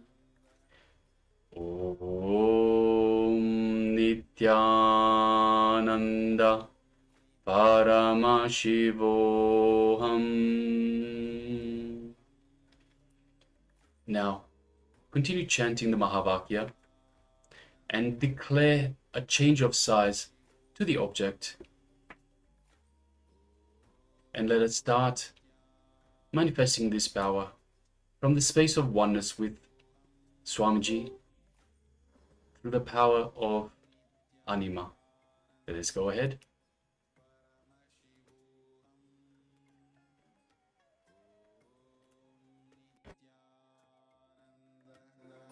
Paramashivoham. Om Nityananda. Paramashivoham. Om Nityananda. Paramashivoham. Om Nityananda. Paramashivoham. Paramashivoham. Om Nityananda. Paramashivoham. Om Nityananda. Paramashivoham. Om Nityananda. Paramashivoham. Nityananda. Paramashivoham. Om Nityananda. Paramashivoham. Om Nityananda. Paramashivoham. Om Nityananda.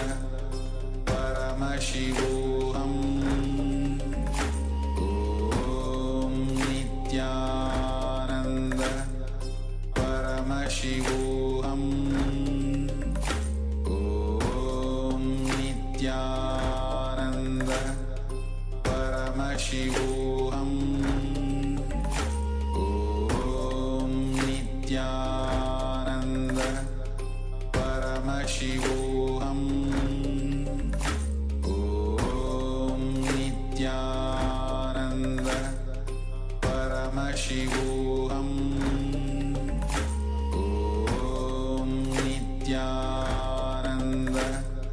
Paramashivoham. Om